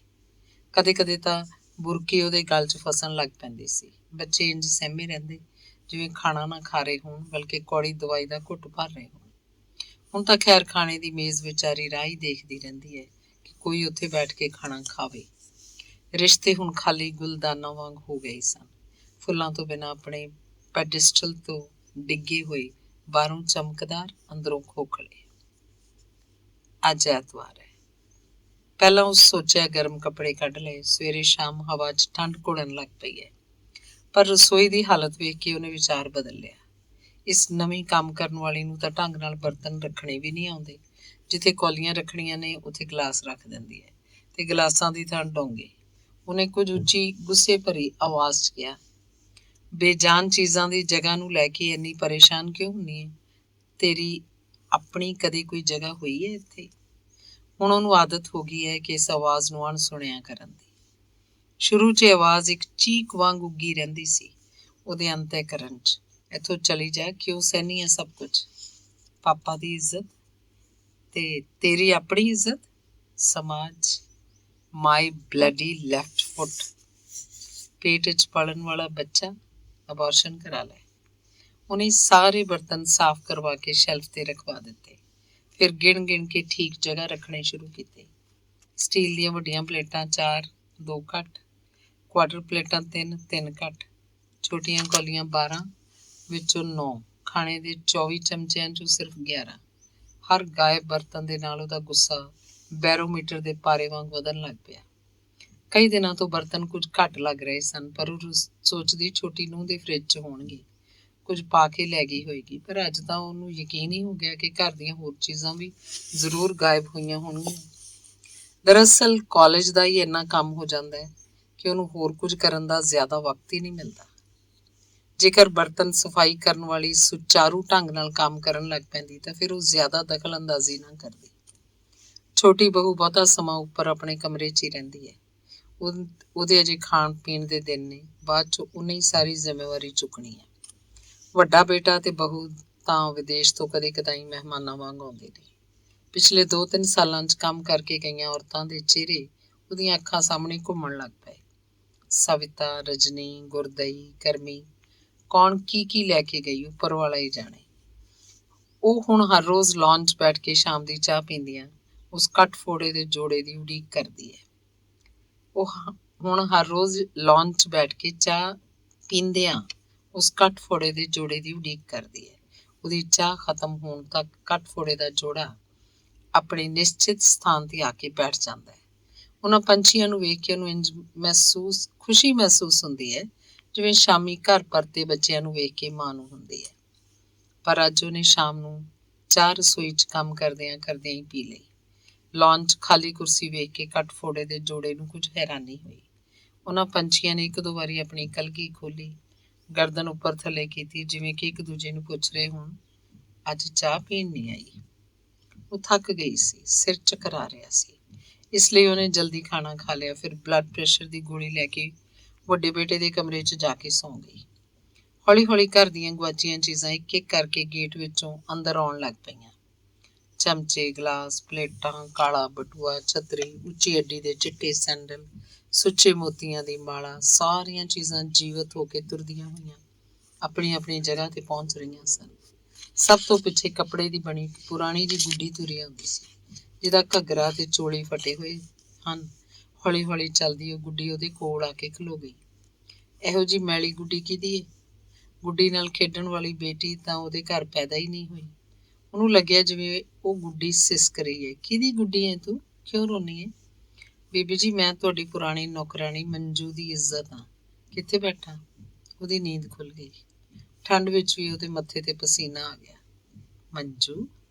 ਉਲਝੇ ਘੁੰਗਰਾਲੇ ਵਾਲਾਂ ਵਾਲੀ ਕੁੜੀ, ਜਿਹਦੀਆਂ ਕਈ ਅਵਾਰਾ ਲੱਟਾਂ ਮੱਥੇ ਤੇ ਖਿਲਰੀਆਂ ਰਹਿੰਦੀਆਂ ਸੀ। ਭਾਂਡੇ ਮਾਂਜਦਿਆਂ ਮਾਂਜਦਿਆਂ ਉਹ ਸਾਬਣ ਲੱਗੀਆਂ ਉਂਗਲਾਂ ਦੇ ਨਾਲ ਹੀ ਉਹਨਾਂ ਨੂੰ ਪਿੱਛੇ ਹਟਾਉਣ ਦੀ ਕੋਸ਼ਿਸ਼ ਕਰਦੀ। ਮੰਜੂ, ਵਾਲਾਂ 'ਚ ਤੇਲ ਲਾਇਆ ਕਰ। ਇੱਕ ਦਿਨ ਉਹਨੇ ਕਿਹਾ ਸੀ, ਅੰਮਾ ਤੇਲ ਲਗਾਈਬੇ ਕਾ ਪੈਸਾ हुई तर तुमरे घर बर्तन नहीं घिसबा करी। आ ਲੈ ਕੱਲ ਚੰਗੀ ਤਰ੍ਹਾਂ ਨਹਾ ਕੇ ਵਾਲਾਂ 'ਚ ਤੇਲ ਲਾ ਕੇ ਆਈ। ਉਹਨੇ 5 ਰੁਪਈਆਂ ਦੇ ਨੋਟ ਦੇ ਨਾਲ ਆਪਣੇ ਬਚੇ ਹੋਏ ਸਾਬਣ ਦੀ ਟਿੱਕੀ ਮੰਜੂ ਨੂੰ ਫੜਾਉਂਦਿਆਂ ਕਿਹਾ ਸੀ। ਦੂਜੇ ਦਿਨ ਕਾਲਜ ਦਾ ਸਾਲਾਨਾ ਸਮਾਗਮ ਸੀ। ਉਹਦੇ ਘਰ ਮੁੜਨ ਤੱਕ ਹਨੇਰਾ ਹੋ ਚੁੱਕਾ ਸੀ। ਅਗਲੀ ਸਵੇਰ ਉਹ ਨਾਸ਼ਤਾ ਬਣਾ ਰਹੀ ਸੀ। ਮੰਜੂ ਕੁਛ ਦੇਰ ਨਾਲ ਆਈ। ਕੰਮ ਨੂੰ ਸ਼ੁਰੂ ਨਾ ਕਰਕੇ ਉਹ ਇੱਕ ਟੱਕ ਉਸ ਵੱਲ ਦੇਖਦੀ ਰਹੀ। ਲਗਾਤਾਰ ਬੋਲਣ ਵਾਲੀ ਉਹ ਭੋਲੀ ਕੁੜੀ ਉਸ ਦਿਨ ਖਾਮੋਸ਼ ਸੀ। ਕੀ ਗੱਲ ਹੈ ਮੰਜੂ? ਮਨੋਵਿਗਿਆਨ ਦੀ ਅਧਿਆਪਕਾ ਲੜਕੀ ਦੀਆਂ ਅੱਖਾਂ 'ਚ ਉਭਰੇ ਭਾਵ ਵੇਖ ਕੇ ਇੱਕ ਵਾਰ ਤਾਂ ਸਹਿਮ ਗਈ। ये लो बीबी जी अपना खुशबू वाला साबुन। ਲੜਕੀ ਨੇ ਮੈਲੇ ਪੱਲੇ ਚੋਂ ਖੋਲ ਕੇ ਸਾਬਣ ਦੀ ਇੱਕ ਘਿਸੀ ਹੋਈ ਟਿੱਕੀ ਉਹਦੇ ਹੱਥ 'ਚ ਫੜਾਤੀ। ਫਿਰ ਉਹ ਹਨੇਰੀ ਵਾਂਗ ਗੇਟ ਤੋਂ ਬਾਹਰ ਚਲੀ ਗਈ। ਉਹਦੇ ਸੀਨੇ 'ਚ ਦਬੀ ਉਹ ਆਵਾਜ਼ ਫਿਰ ਚੀਤਕਾਰ ਕਰ ਉੱਠੀ। ਹੁਣ ਸੁਰੱਖਿਆ ਕਵਚ ਦੀ ਜ਼ਰੂਰਤ ਕਿਸੇ ਹੋਰ ਨੂੰ ਸੀ। ਧੰਨਵਾਦ। ਅਗਲੀ ਕਹਾਣੀ ਹੈ ਇੱਕ ਨਾ ਚੁੱਕ ਚੁੱਕ ਹਿੱਕ ਨਾਲ ਲਾਈਆਂ। ਦੋਸਤ ਉਦਾਸ ਕਿਉਂ ਬੈਠਾ ਹੈ? ਅੱਜ ਫਿਰ ਤੂੰ ਰੋਟੀ ਨਹੀਂ ਖਾਧੀ? ਤੇਰੀ ਤਬੀਅਤ ਤੇ ਠੀਕ ਹੈ ਨਾ? ਤਬੀਅਤ ਤੇ ਠੀਕ ਹੀ ਹੈ, ਪਰ ਮੈਂ ਉਦੋਂ ਤੱਕ ਰੋਟੀ ਨਹੀਂ ਖਾਵਾਂਗਾ ਜਦ ਤੱਕ ਦੀਦੀ ਨਹੀਂ ਖਾਏਗੀ। ਇਹ ਤੇਰੀ ਦੀਦੀ ਰੋਜ਼ ਰੋਜ਼ ਰੋਟੀ ਕਿਉਂ ਨਹੀਂ ਖਾਂਦੀ? ਪਰਸੋਂ ਵੀ ਤੇਰਾ ਛੱਡਿਆ ਹੋਇਆ ਸਾਰਾ ਖਾਣਾ ਮੈਨੂੰ ਮੁਕਾਉਣਾ ਪਿਆ ਸੀ। ਬਹੁਤਾ ਖਾਣ ਕਰਕੇ ਸਾਰੀ ਰਾਤ ਢਿੱਡ ਪੀੜ ਹੁੰਦੀ ਰਹੀ। ਦੋਸਤ, ਮੈਂ ਦੀਦੀ ਨੂੰ ਰੋਂਦਿਆਂ ਨਹੀਂ ਵੇਖ ਸਕਦਾ। ਉਹਦਾ ਫੁੱਲ ਵਰਗਾ ਮੁੱਖ ਖਿੰਝ ਮੁਰਝਾ ਗਿਆ। ਤੂੰ ਤਾਂ ਸਿਆਣਾ ਹੈ, ਤੂੰ ਵਿਆਹ ਤੋਂ ਪਹਿਲਾਂ ਆਪਣੇ ਘਰ ਵਾਲਿਆਂ ਨੂੰ ਸਮਝਾਇਆ ਕਿਉਂ ਨਾ? ਜੇ ਇਹ ਮਨੁੱਖ ਸਾਡੀ ਗੱਲ ਸਮਝ ਸਕਦੇ ਤਾਂ ਇਹਨਾਂ ਦੇ ਜੀਵਨ 'ਚ ਇੰਨੀਆਂ ਮੁਸ਼ਕਲਾਂ ਨਾ ਹੁੰਦੀਆਂ। ਸਾਡੇ ਵਾਂਗ ਇਹ ਦੂਰਦਰਸ਼ੀ ਵੀ ਤਾਂ ਨਹੀਂ। ਬਸ ਘਰ ਦਾ ਵੱਡਾ ਨਾਂ ਸੁਣ ਕੇ ਹੀ ਸਾਰੇ ਇੰਨੇ ਪ੍ਰਭਾਵਿਤ ਹੋ ਗਏ ਕਿ ਬਿਨਾਂ ਸੋਚੇ ਸਮਝੇ ਰਿਸ਼ਤਾ ਜੋੜ ਲਿਆ। ਹੁਣ ਵੇਖਣਾ, ਇੱਥੇ ਮੇਰਾ ਹੀ ਜੀ ਨਹੀਂ ਲੱਗਦਾ, ਦੀਦੀ ਦਾ ਕਿੱਥੋਂ ਲੱਗੇਗਾ? ਉੱਥੇ ਹਰ ਵੀਕਐਂਡ ਤੇ ਦੀਦੀ ਮੈਨੂੰ ਆਪਣੀ ਫੀਟ ਤੇ ਬਿਠਾ ਕੇ ਸੈਰ ਕਰਾਉਣ ਲੈ ਜਾਂਦੀ ਸੀ। ਕਦੇ ਜੂਹੂ ਬੀਚ, ਕਦੇ ਚੌਪਾਟੀ। ਮੇਰੇ ਲਈ ਹਮੇਸ਼ਾ ਵੱਖਰੀ ਭੇਲਪੂੜੀ ਮੰਗਵਾਉਂਦੀ ਸੀ। ਕਦੇ ਤੂੰ ਵੇਖਦਾ, ਦੀਦੀ ਮੈਰੀਨ ਡਰਾਈਵ ਤੇ ਇੰਜ ਗੱਡੀ ਚਲਾਉਂਦੀ ਸੀ ਜਿਵੇਂ ਪਾਣੀ ਤੇ ਮੱਛੀ ਤੈਰਦੀ ਏ। ਉੱਥੇ ਘਰ ਦੇ ਹਰ ਜੀ ਕੋਲ ਆਪੋ ਆਪਣੀ ਕਾਰ ਸੀ। ਇੱਥੇ ਪੂਰੇ ਪਰਿਵਾਰ ਕੋਲ ਇੱਕ ਖਟਾਰਾ ਹੈ। ਜਦੋਂ ਦਾ ਇੱਥੇ ਆਇਆ ਘਰੋਂ ਬਾਹਰ ਨਹੀਂ ਨਿਕਲਿਆ। ਪਿਛਲੇ ਵਿਹੜੇ 'ਚ ਦੇਸ਼ੋਂ ਕੱਢਿਆ ਜਿਹਾ ਇਕੱਲਾ ਪਿਆ ਰਹਿੰਦਾ। ਜਦੋਂ ਕਦੇ ਦੀਦੀ ਦਾ ਮੂਡ ਕੁਝ ਠੀਕ ਹੁੰਦਾ, ਮੇਰੇ ਨਾਲ 2 ਗੱਲਾਂ ਕਰ ਲੈਂਦੀ ਹੈ, ਨਹੀਂ ਤੇ ਇਕੱਲਾ ਬੈਠਾ ਬੈਠਾ ਬੀਤੇ ਵਕਤ ਦੇ ਸੁਨਹਿਰੇ ਦਿਨਾਂ ਨੂੰ ਯਾਦ ਕਰਦਾ ਰਹਿੰਦਾ। ਤੂੰ ਅਗਲੇ ਵਿਹੜੇ 'ਚ ਕਿਉਂ ਨਹੀਂ ਬੈਠਦਾ? ਇੰਨਾ ਵੱਡਾ ਮੈਦਾਨ ਹੈ, ਖੁੱਲੀ ਥਾਂ। ਤੂੰ ਨਹੀਂ ਸਮਝਦਾ ਦੋਸਤ, ਦਾਦੀ ਜੀ ਮੈਨੂੰ ਜ਼ਰਾ ਨਹੀਂ ਪਸੰਦ ਕਰਦੇ। ਸ਼ੁਰੂ 'ਚ ਮੈਂ ਕਦੇ ਕਦੇ ਆਪਣੀ ਝਬਰੀ ਪੂਛ ਹਿਲਾਉਂਦਾ ਉਹਨਾਂ ਕੋਲ ਚਲਿਆ ਜਾਂਦਾ ਸੀ, ਪਰ ਉਹ ਮੈਨੂੰ ਵੇਖਦੇ ਹੀ ਦੁਤਕਾਰਨ ਲੱਗ ਪੈਂਦੇ। ਦੁਰ ਦੁਰ, ਹਟਾਓ ਪਰਾਂ ਇਸ ਕਤੂਰੇ ਨੂੰ। ਲੋਕ ਦਾਜ 'ਚ ਕਾਰ ਲਿਆਉਂਦੇ ਨੇ, ਪੋਤ ਨੂੰ ਕੁੱਤਾ ਲਿਆਈਏ। ਆਖਿਰ ਦੋਸਤ, ਮੈਂ ਵੀ ਉੱਚੇ ਖਾਨਦਾਨ ਦਾ ਗੈਰਤਮੰਦ ਕੁੱਤਾ। ਬਸ ਉਸ ਦਿਨ ਤੋਂ ਮੈਂ ਅਗਲੇ ਵਿਹੜੇ ਵੱਲ ਮੁੜ ਕੇ ਨਹੀਂ ਝਾਕਿਆ। ਤੂੰ ਤਾਂ ਕਹਿ ਰਿਹਾ ਸੀ ਤੇਰੀ ਦੀਦੀ ਬੜੇ ਅਮੀਰ ਬਾਪ ਦੀ ਬੇਟੀ ਹੈ, ਫਿਰ ਉਹਨੇ ਦਾਜ 'ਚ ਕਾਰ ਕਿਉਂ ਨਾ ਦਿੱਤੀ? ਵੱਡੇ ਸਾਹਿਬ ਤਾਂ ਕਾਰ ਦੇ ਰਹੇ ਸੀ, ਪਰ ਜੀਜਾ ਜੀ ਦੇ ਦਾਦਾ ਜੀ ਦੀ ਅਣਖਾੜੇ ਆ ਗਈ। ਵੱਡੇ ਲੇਖਕ ਨੇ, ਦਾਜ ਦੇ ਖਿਲਾਫ ਲਿਖਦੇ ਨੇ। ਕੋਈ ਅਕੈਡਮੀ ਕੀ ਕਹਿੰਦੇ ਨੇ, ਇਹੋ ਜਿਹਾ ਵੱਡਾ ਇਨਾਮ ਮਿਲਿਆ ਦਿੱਲੀੋਂ, ਕਾਰ ਕਿਵੇਂ ਲੈ ਲੈਂਦੇ? ਹੁਣ ਵੇਖ ਨਾ, ਦੀਦੀ ਨੂੰ ਬਾਜ਼ਾਰ ਵੀ ਤੁਰ ਕੇ ਜਾਣਾ ਪੈਂਦਾ। ਹਫ਼ਤੇ 'ਚ ਇੱਕ ਅੱਧ ਵਾਰ ਜਦੋਂ ਸਾਂਝੀ ਖਟਾਰਾ ਅੰਬੈਸਡਰ ਵਿਹਲੀ ਹੁੰਦੀ ਹੈ ਤਾਂ ਉਹਨਾਂ ਨੂੰ ਮਿਲਦੀ ਹੈ। ਜੀਜਾ ਜੀ ਕੋਲ ਤਾਂ ਇੱਕ ਪੁਰਾਣੀ ਸਕੂਟਰੀ ਹੈ। ਦੀਦੀ ਉਹ 'ਤੇ ਕਦੇ ਨਹੀਂ ਬੈਠਦੀ। ਯਾਰ, ਮੈਂ ਤਾਂ ਇਸ ਜ਼ਿੰਦਗੀ ਤੋਂ ਬੋਰ ਹੋ ਗਿਆ। ਨਾ ਕਿਤੇ ਘੁੰਮਣਾ ਫਿਰਨਾ, ਨਾ ਕੋਈ ਹੋਰ ਦਿਲ ਬਹਿਲਾਉਣ ਦਾ ਸਾਧਨ। ਕਮ ਸੇ ਕਮ ਤੂੰ ਉੱਡ ਕੇ ਜਿੱਥੇ ਦਿਲ ਚਾਹੇ ਜਾ ਤਾਂ ਸਕਦਾ। ਮੈਂ ਤਾਂ ਕੋਲੂ ਦਾ ਬੈਲ ਹੋ ਗਿਆ। ਉੱਤੋਂ ਦੀਦੀ ਦਾ ਇੰਜ ਰੋਜ਼ ਰੋਣਾ। ਅੱਜ ਪਤਾ ਨਹੀਂ ਕਿਉਂ ਪਈ ਰੋਂਦੀ ਹੈ। ਮਿੱਤਰ, ਮੈਂ ਤੇਰੀ ਦੀਦੀ ਦੇ ਰੋਣ ਦੀ ਵਜ੍ਹਾ ਜਾਣਦਾ। ਕੱਲ ਮੈਂ ਵੱਡੇ ਗੇਟ ਦੇ ਕੋਲ ਵਾਲੇ ਨਿੰਮ ਦੇ ਦਰਖਤ ਤੇ ਬੈਠਾ ਸੁਸਤਾ ਰਿਹਾ ਸੀ। ਤੈਨੂੰ ਤਾਂ ਪਤਾ ਹੀ ਹੈ, ਦਾਦੀ ਜੀ ਸਾਰਾ ਦਿਨ ਨਿੰਮ ਦੀ ਛਾਂ ਥੱਲੇ ਹਿੱਲਣ ਵਾਲੀ ਕੁਰਸੀ ਡਾਹੀ ਪਹਿਰੇਦਾਰ ਵਾਂਗ ਬੈਠੇ ਰਹਿੰਦੇ ਆ। ਮੈਂ ਦੇਖਿਆ ਤੇਰੀ ਦੀਦੀ ਦੁੱਧ ਵਰਗੀ ਚਿੱਟੀ ਸਲਵਾਰ ਕਮੀਜ਼ ਪਾਈ ਛਿੱਕਾ ਘੁਮਾਉਂਦੀ ਆਪਣੇ ਕਮਰੇ ਚੋਂ ਨਿਕਲੀ।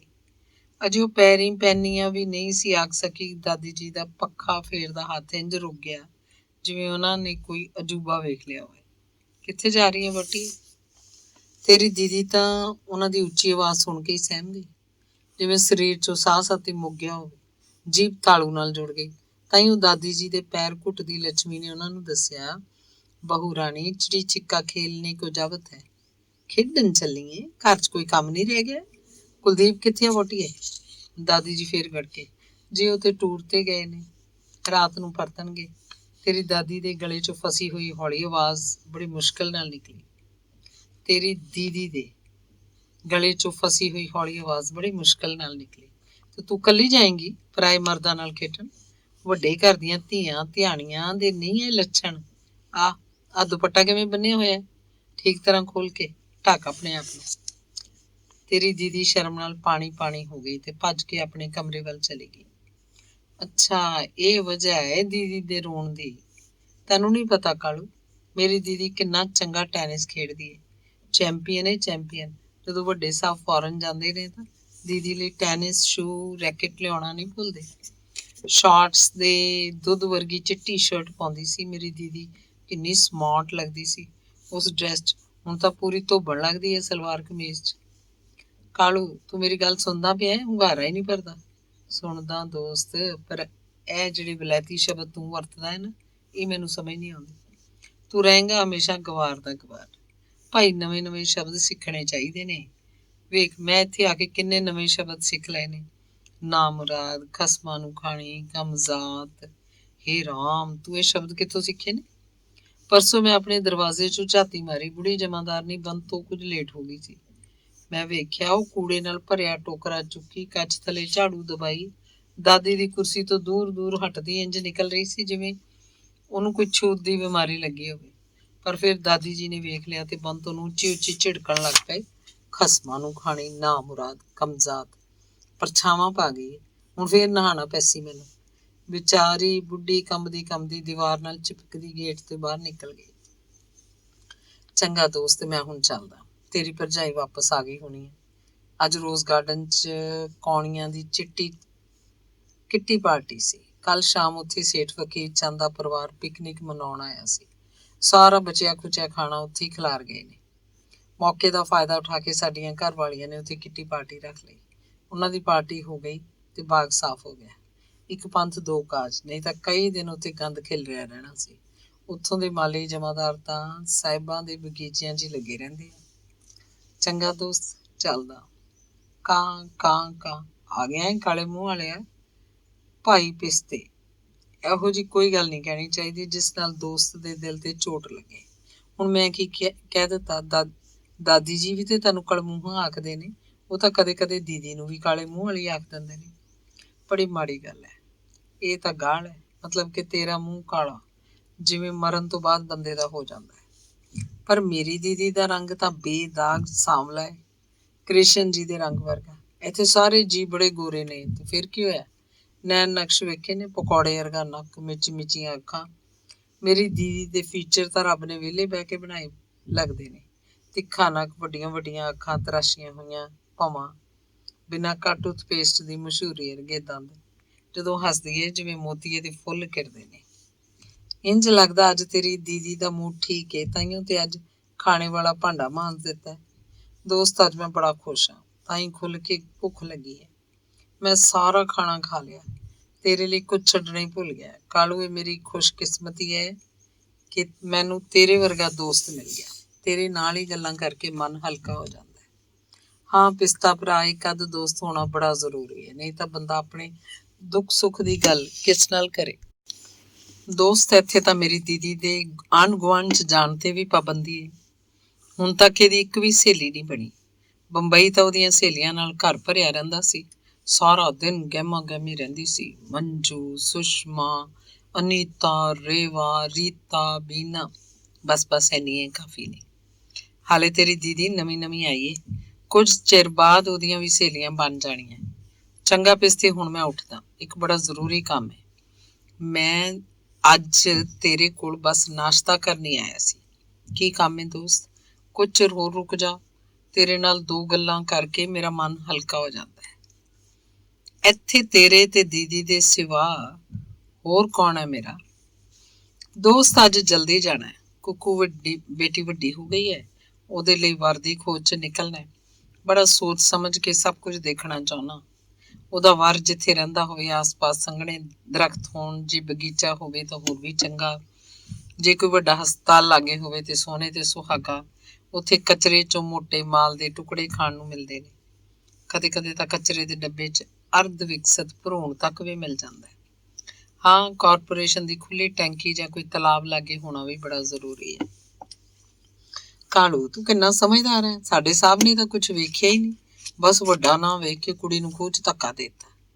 ਅੱਛਾ ਦੋਸਤ, ਉੱਠਦਾ। ਕਾਂ ਕਾਂ ਕਾਂ।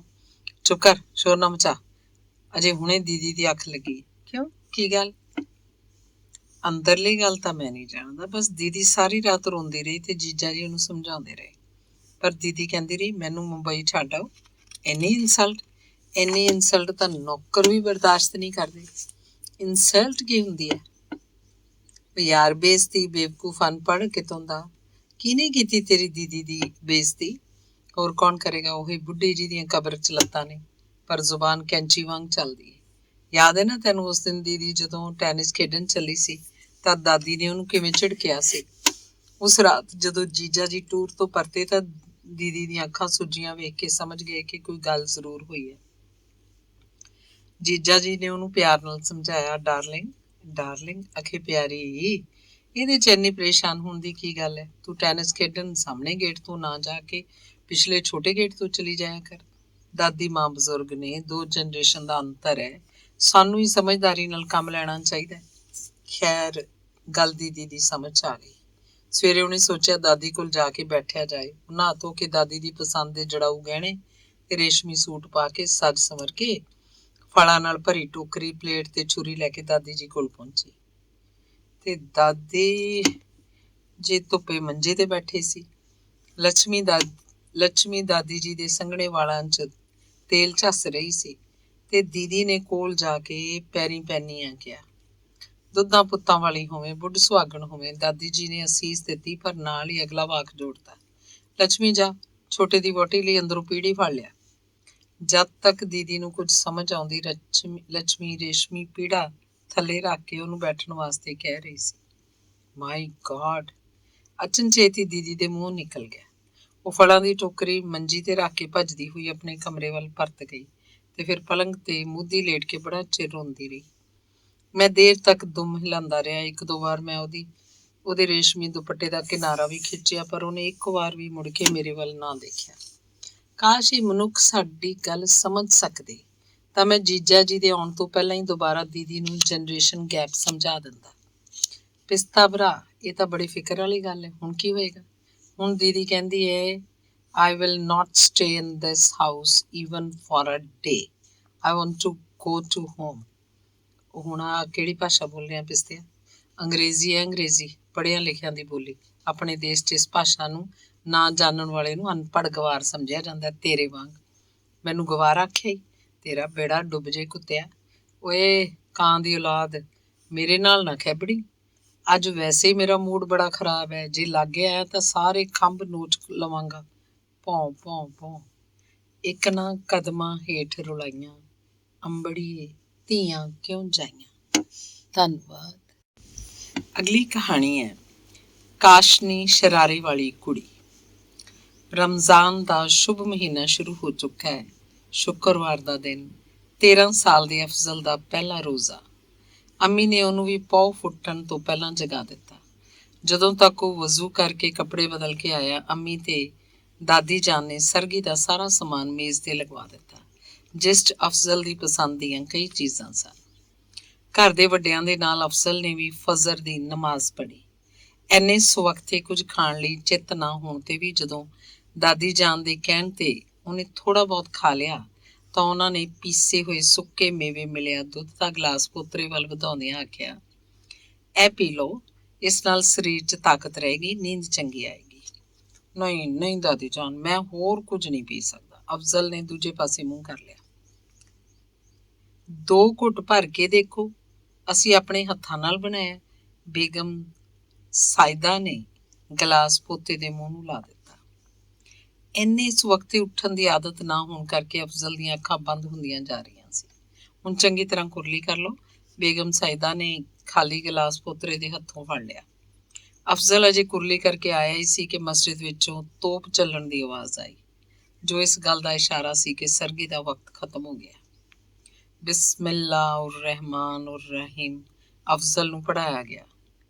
ਮੈਂ ਰੱਬ ਦਾ ਨਾਂ ਲੈ ਕੇ ਰੋਜ਼ਾ ਰੱਖਦਾ ਹਾਂ। ਅਫਜ਼ਲ ਆਪਣੇ ਕਮਰੇ 'ਚ ਸੌਣ ਚਲਾ ਗਿਆ। ਬੇਗਮ ਸਾਇਦਾ ਨੇ ਸਾਰੇ ਹੈਲਪਰਾਂ ਨੂੰ ਹਦਾਇਤ ਦਿੱਤੀ ਕਿ ਅਫਜ਼ਲ ਦੇ ਕਮਰੇ ਦੇ ਕੋਲ ਕਿਸੇ ਕਿਸਮ ਦਾ ਸ਼ੋਰ ਨਾ ਹੋਣ ਦਿੱਤਾ ਜਾਏ।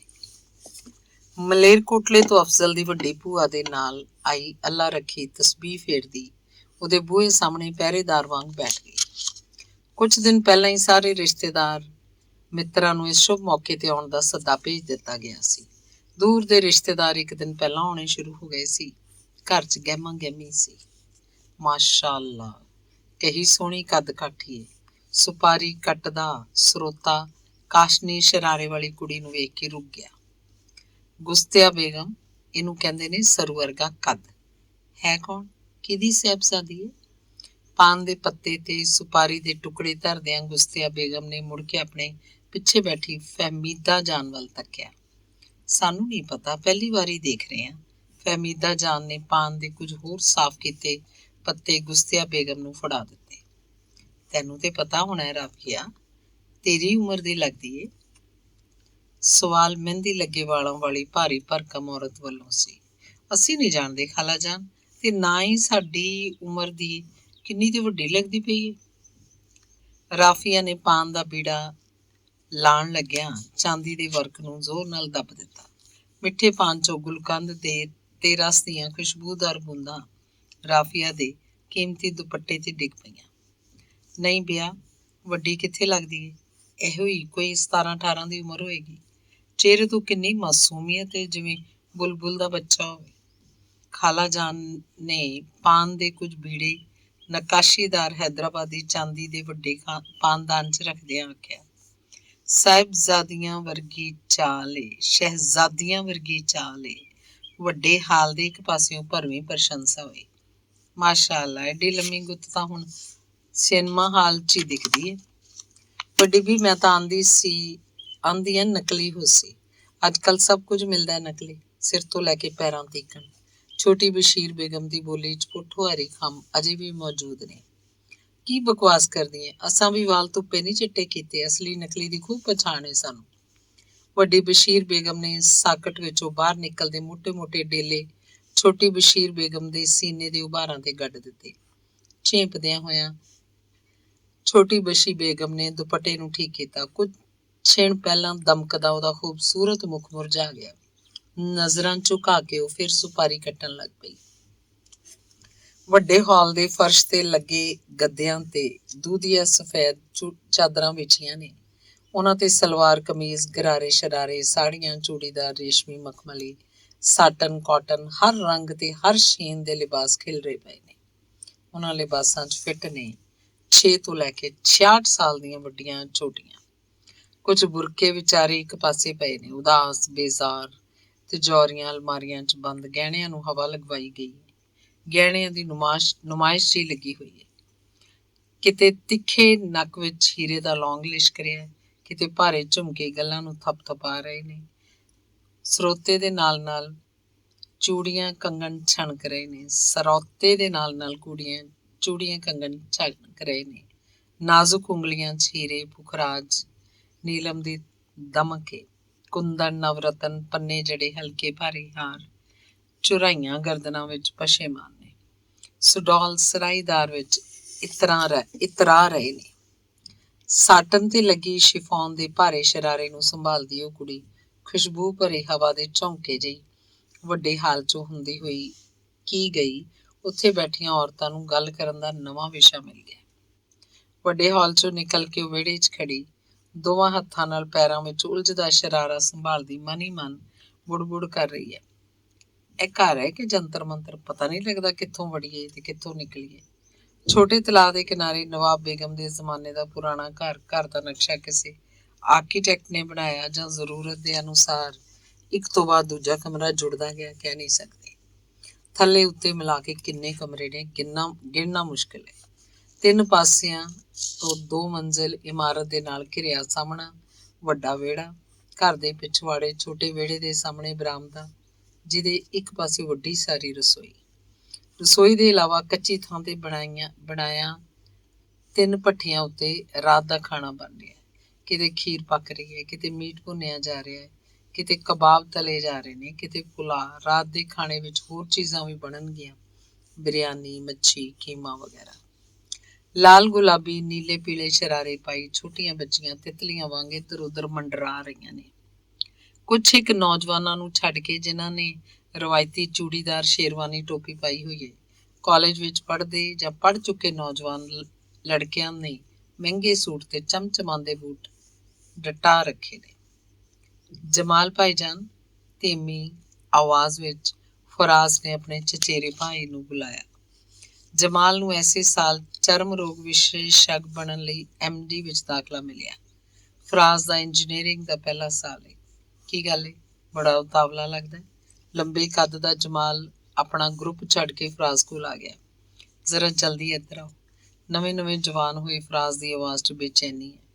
ਉਹਨੇ ਆਪਣੇ ਭਰਾ ਦਾ ਹੱਥ ਫੜ ਕੇ ਉਹਨੂੰ ਇੱਕ ਪਾਸੇ ਲਿਜਾ ਅੱਖ ਦੇ ਇਸ਼ਾਰੇ ਨਾਲ ਕੁਝ ਵਿਖਾਇਆ। ਇਹ ਫਿਰਦੌਸ ਕੌਣ? ਇਹ ਫਿਰਦੌਸ ਕੌਣ ਹੈ? ਜਮਾਲ ਦੀਆਂ ਨਜ਼ਰਾਂ ਉਸ ਪਾਸੇ ਟਿਕ ਗਈਆਂ ਜਿਸ ਪਾਸੇ ਖੜੀ ਕਾਸ਼ਨੀ ਸ਼ਰਾਰੇ ਵਾਲੀ ਕੁੜੀ ਇੱਕ ਔਰਤ ਨੂੰ ਕੁਝ ਪੁੱਛ ਰਹੀ ਸੀ। ਪਤਾ ਲਗਾਵਾਂ? ਜਮਾਲ ਭਾਈਜਾਨ, ਬਿਲਕੁਲ। ਰਾਤ ਦੇ ਸ਼ੋਅ ਦੀ ਟਿਕਟ ਦੇ ਪੈਸੇ ਤੇ ਚੱਚਾ ਜਾਨ ਨੂੰ ਤੇਰਾ ਜੇਬ ਖਰਚ ਵਧਾਉਣ ਦੀ ਸਿਫਾਰਿਸ਼। ਜਮਾਲ ਨੇ ਟਾਈ ਠੀਕ ਕੀਤੀ। ਕਾਸ਼ਨੀ ਸ਼ਰਾਰੇ ਵਾਲੀ ਕੁੜੀ ਦੀ ਨਜ਼ਰ ਉੱਠੀ ਤੇ ਆਪਣੇ ਵੱਲ ਵੇਖਦੇ ਜਮਾਲ ਦੀਆਂ ਨਜ਼ਰਾਂ ਨਾਲ ਟਕਰਾ ਗਈ। ਉਹਨਾਂ ਸ਼ਰਬਤੀ ਨਿਗਾਹਾਂ ਦੀ ਤਾਬ ਨਾ ਝੱਲ ਕੇ ਜਮਾਲ ਮੁੜਿਆ, ਪਰ ਵਿਹੜੇ ਵਿੱਚੋਂ ਨਿਕਲਣ ਦਾ ਰਾਹ ਭੁੱਲ ਗਿਆ। ਅੰਮੀ ਕਿਹੋ ਜਿਹੀਆਂ ਬੇਕਾਰ ਤਸਵੀਰਾਂ ਦਾ ਬਸਤਾ ਲਈ ਫਿਰਦੀ ਹੈ। ਬੜੀ ਮੁਸ਼ਕਿਲ ਨਾਲ ਵਿਹੜੇ ਚੋਂ ਨਿਕਲ ਕੇ ਜਮਾਲ ਦੇ ਹੋਸ਼ ਪਰਤੇ। ਅੱਗੇ ਕੀ ਕਰਨਾ ਹੈ ਉਹਨੇ ਸੋਚ ਲਿਆ। ਜ਼ੁਬੈਦਾ, ਸਲਮਾ, ਜ਼ਾਹਿਰਾ, ਰਿਹਾਨਾ, ਰਜ਼ੀਆ, ਸ਼ਬਨਮ, ਸਾਰਿਆਂ ਨੇ ਉਸ ਕੁੜੀ ਨੂੰ ਵੇਖ ਲਿਆ। ਉਹਨਾਂ ਨੇ ਇਹ ਵੀ ਵੇਖ ਲਿਆ ਕਿ ਕੌਣ ਕੌਣ ਉਸ ਵੱਲ ਤੱਕ ਰਿਹਾ ਹੈ। ਕਿਸੇ ਨੇ ਸ਼ੀਸ਼ਾ ਵੇਖ ਕੇ ਆਪਣੀਆਂ ਜ਼ੁਲਫਾਂ ਸਵਾਰੀਆਂ ਨੇ, ਕਿਸੇ ਨੇ ਕਜਲੇ ਦੀ ਧਾਰ ਤਿੱਖੀ ਕਰ ਲਈ ਹੈ।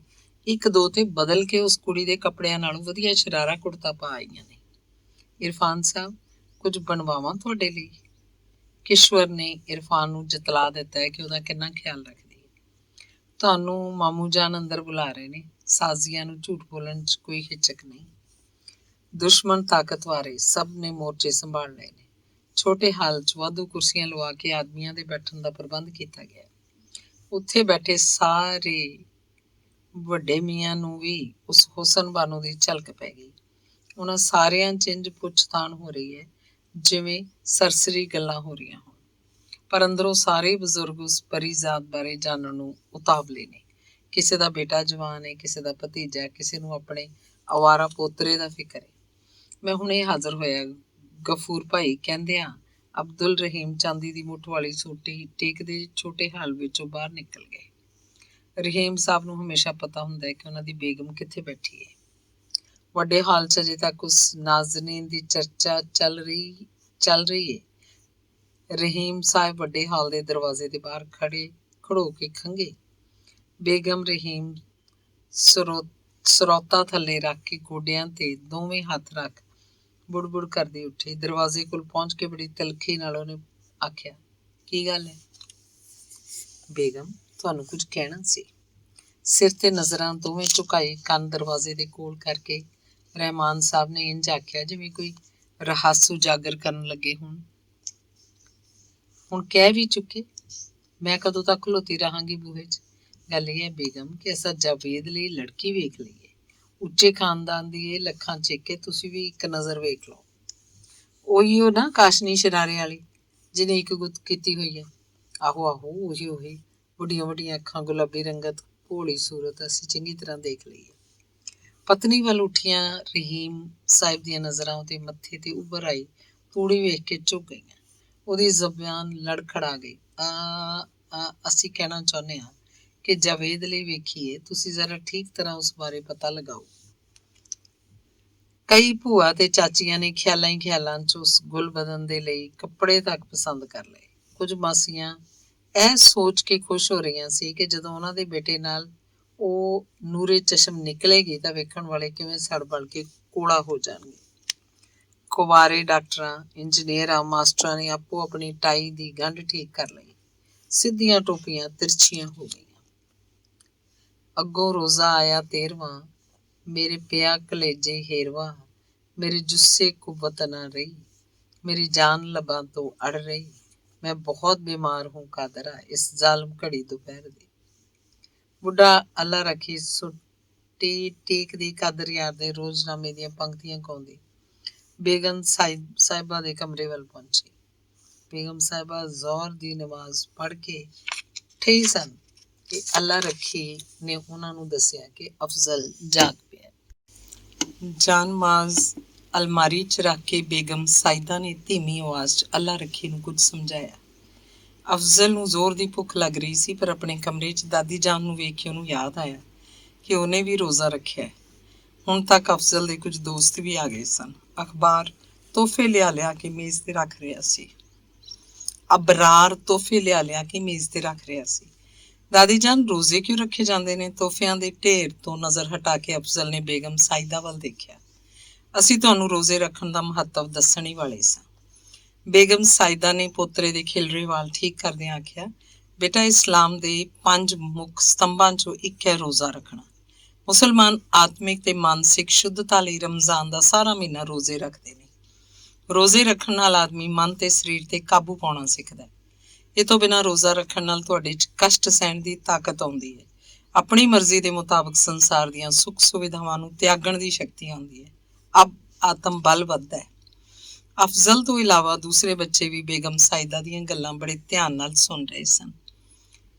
ਲਾਹੌਰ ਦੇ ਮਸ਼ਹੂਰ ਕਿਨੇਅਰਡ ਕਾਲਜ ਤੋਂ ਸਾਈਕੋਲੋਜੀ 'ਚ ਐਮਏ ਬੇਗਮ ਸਾਇਦਾ ਜਾਣਦੇ ਸੀ ਕਿ ਇਹੋ ਉਮਰ ਹੈ ਜਦੋਂ ਬੱਚੇ ਦੇ ਕੋਮਲ ਮਨ ਨੂੰ ਘੁਮਾਰ ਦੇ ਚੱਕੇ ਤੇ ਚੜੀ ਕੱਚੀ ਮਿੱਟੀ ਵਾਂਗ ਸਵਾਰਿਆ ਜਾ ਸਕਦਾ ਹੈ। ਉਹਨੂੰ ਆਪਣੀਆਂ ਕਦਰਾਂ ਕੀਮਤਾਂ ਤੋਂ ਜਾਣੂ ਕਰਾਇਆ ਜਾ ਸਕਦਾ ਹੈ। ਬੱਚਿਆਂ ਨੂੰ ਬੜੇ ਧਿਆਨ ਨਾਲ ਆਪਣੀ ਗੱਲ ਸੁਣਦਿਆਂ ਵੇਖ ਕੇ ਉਹਨਾਂ ਅੱਗੇ ਕਿਹਾ, ਰੋਜ਼ਾ ਰੱਖਣ ਨਾਲ ਆਦਮੀ ਆਪੇ ਤੋਂ ਸਮੂਹ ਵੱਲ ਵੱਧਦਾ ਹੈ। ਇਹਦਾ ਕੀ ਮਤਲਬ ਹੋਇਆ ਦਾਦੀ ਜਾਨ? ਅਫਜ਼ਲ ਸਰਾਣਿਆਂ ਦੀ ਟੇਕ ਲਗਾ ਕੇ ਬੈਠ ਗਿਆ। ਗਿਫਟ ਪੈਕੇਟ ਖੋਲਦੇ ਕੁਝ ਹੋਰ ਬੱਚੇ ਵੀ ਬੇਗਮ ਸਾਇਦਾ ਦੀ ਗੱਲ ਧਿਆਨ ਨਾਲ ਸੁਣਨ ਲੱਗ ਪਏ। ਬੇਟਾ, ਰੋਜ਼ਾ ਰੱਖ ਕੇ ਅਸੀਂ ਆਪਣੀਆਂ ਖੁਸ਼ੀਆਂ ਪਰਿਵਾਰ ਤੇ ਦੋਸਤਾਂ ਨਾਲ ਸਾਂਝੀਆਂ ਕਰਦੇ ਹਾਂ। ਤੁਸੀਂ ਮਸਜਿਦ ਜਾ ਕੇ ਸਾਰਿਆਂ ਦੇ ਨਾਲ ਨਮਾਜ਼ ਪੜ੍ਹੋਗੇ, ਈਦ ਦੇ ਮੁਬਾਰਕ ਦਿਨ ਸਭ ਨੂੰ ਗਲੇ ਮਿਲੋਗੇ। ਇਹ ਭੁੱਲ ਕੇ ਕਿ ਕੋਈ ਤੁਹਾਡਾ ਦੁਸ਼ਮਣ ਹੈ ਕਿ ਦੋਸਤ, ਤੁਸੀਂ ਸਾਰਿਆਂ ਦੇ ਨਾਲ ਰੋਜ਼ਾ ਇਫਤਾਰੋਗੇ। ਇਸ ਤਰ੍ਹਾਂ ਤੁਹਾਡੀਆਂ ਖੁਸ਼ੀਆਂ ਸਮੂਹਿਕ ਹੋ ਜਾਣਗੀਆਂ। ਇਸ ਤੋਂ ਬਿਨਾਂ ਰੋਜ਼ਾ ਰੱਖਣ ਨਾਲ ਤੁਹਾਡੇ 'ਚ ਅਨੁਸ਼ਾਸਨ ਆਏਗਾ, ਸਹਿਣ ਦੀ ਸ਼ਕਤੀ ਆਏਗੀ। ਤੁਸੀਂ ਆਪਣੇ ਆਪ ਤੇ ਕਾਬੂ ਪਾਉਣਾ ਸਿੱਖੋਗੇ। ਤੁਹਾਡਾ ਆਤਮ ਵਿਸ਼ਵਾਸ ਵਧੇਗਾ। ਸਭ ਤੋਂ ਵੱਡੀ ਗੱਲ, ਤੁਹਾਨੂੰ ਗਰੀਬਾਂ ਦੇ ਨਾਲ ਹਮਦਰਦੀ ਕਰਨੀ ਆਏਗੀ। 10 ਸਾਲਾਂ ਦੀ ਅਲੀਸ਼ਾ ਨੇ ਆਪਣਾ ਸੁਨਹਿਰੀ ਦੁਪੱਟਾ ਠੀਕ ਕਰਦਿਆਂ ਪੁੱਛਿਆ, ਉਹ ਕਿਸ ਤਰ੍ਹਾਂ ਦਾਦੀ ਜਾਨ? ਬੇਟਾ, ਗਰੀਬ ਨੂੰ ਕਦੀ ਕਦੀ ਸਾਰਾ ਦਿਨ ਰੋਟੀ ਨਸੀਬ ਨਹੀਂ ਹੁੰਦੀ। ਤੁਸੀਂ ਰੋਜ਼ਾ ਰੱਖਦੇ ਹੋ ਤਾਂ ਤੁਹਾਨੂੰ ਭੁੱਖੇ ਆਦਮੀ ਦਾ ਦਰਦ ਸਮਝ ਆਉਂਦਾ ਹੈ। ਨਾਨੀ ਅੰਮੀ, ਅਸੀਂ ਤੇ ਰੋਜ਼ਾ ਨਹੀਂ ਰੱਖਿਆ, ਖਾਣਾ ਖਾ ਲਿਆ। ਆਇਆ ਜੀ ਨੇ ਵੀ ਪੂਰਾ ਖਾ ਲਿਆ। ਛੋਟੀ ਨਸੀਮ ਨਾਨੀ ਦੇ ਕੰਧਿਆਂ ਤੇ ਝੂਲ ਗਈ। ਜਾਨ, ਤੁਸੀਂ ਅਜੇ ਬੱਚੇ ਹੋ। ਛੋਟੇ ਬੱਚਿਆਂ, ਬੁੱਢਿਆਂ, ਬਿਮਾਰਾਂ ਤੇ ਹਾਮਲਾ ਔਰਤਾਂ ਨੂੰ ਰੋਜ਼ਾ ਮਾਫ਼ ਹੈ। ਨਸੀਮ ਦੌੜਦੀ ਹੋਈ ਕਮਰੇ 'ਚੋਂ ਬਾਹਰ ਚਲੀ ਗਈ। ਉਹਨੇ ਇੱਕ ਨਵਾਂ ਸ਼ਬਦ ਸਿੱਖਿਆ ਸੀ ਜਿਹਦਾ ਅਰਥ ਆਇਆ ਜੀ ਤੋਂ ਪੁੱਛਣਾ ਬਹੁਤ ਜ਼ਰੂਰੀ ਸੀ। ਅਫਜ਼ਲ ਨੇ ਨੂੰ ਸੋਚਦਿਆਂ ਦੇਖ ਕੇ ਬੇਗਮ ਸਾਇਦਾ ਨੇ ਘੜੀ ਵੱਲ ਦੇਖਿਆ, ਫਿਰ ਪਿਆਰ ਨਾਲ ਪੋਤਰੇ ਦੇ ਸਿਰ ਤੇ ਹੱਥ ਫੇਰਦਿਆਂ ਕਿਹਾ, ਹੁਣ ਤੁਸੀਂ ਵਜ਼ੂ ਕਰਕੇ ਆਓ ਤੇ ਨਮਾਜ਼ ਪੜ੍ਹੋ। ਜਦੋਂ ਅਫਜ਼ਲ ਨਮਾਜ਼ ਪੜ੍ਹ ਕੇ ਉੱਠਿਆ, ਉਹਦਾ ਪਲੰਗ ਤੇ ਮੇਜ਼ ਤੋਹਫਿਆਂ ਨਾਲ ਭਰ ਗਿਆ ਸੀ। ਚਮੇਲੀ ਅਜੇ ਹੋਰ ਤੋਹਫੇ ਲਿਆ ਰਹੀ ਸੀ। ਆਪਣੇ ਚਚੇਰੇ ਮਮੇਰੇ ਭਰਾਵਾਂ ਤੇ ਦੋਸਤਾਂ ਦੇ ਨਾਲ ਤੋਹਫਿਆਂ ਦੇ ਪੈਕੇਟ ਖੋਲ੍ਹਣ ਵਿੱਚ ਅਫਜ਼ਲ ਦਾ ਧਿਆਨ ਭੁੱਖ ਵੱਲੋਂ ਹਟਿਆ ਰਿਹਾ। ਤੋਹਫਿਆਂ ਵਿੱਚ ਕੰਪਿਊਟਰ ਤੇ ਖੇਡੇ ਜਾਣ ਵਾਲੇ ਖੇਡ ਵੀ ਸਨ। ਸਾਰੇ ਬੱਚੇ ਦੇਰ ਤੱਕ ਖੇਡਦੇ ਰਹੇ। ਜਿਉਂ-ਜਿਉਂ ਇਫਤਾਰੀ ਦਾ ਸਮਾਂ ਨਜ਼ਦੀਕ ਆ ਰਿਹਾ, ਗਹਿਮਾ ਗਹਿਮੀ ਵੱਧਦੀ ਜਾ ਰਹੀ ਹੈ। ਪਿਛਲੇ ਵਿਹੜੇ 'ਚ ਖੜੀ ਕਾਸ਼ਨੀ ਸ਼ਰਾਰੇ ਵਾਲੀ ਕੁੜੀ ਨੇ ਆਪਣੀ ਨਾਜ਼ੁਕ ਵੀਣੀ ਤੇ ਬੱਝੀ ਘੜੀ ਵੱਲ ਦੇਖਿਆ, ਫਿਰ ਇੱਧਰ ਉੱਧਰ ਨਜ਼ਰ ਦੌੜਾਈ। ਉਹਨੂੰ ਸਾਹਮਣਿਓਂ ਨੀਲੋਫਰ ਆਉਂਦੀ ਦਿਸੀ। ਉਹ ਭੱਜ ਕੇ ਉਸ ਵੱਲ ਗਈ। ਨੀਫਾ, ਆਈ ਐਮ ਫੈਮਿਸਡ, ਮੈਨੂੰ ਖਾਣ ਲਈ ਕੁਛ ਚਾਹੀਦਾ ਹੈ।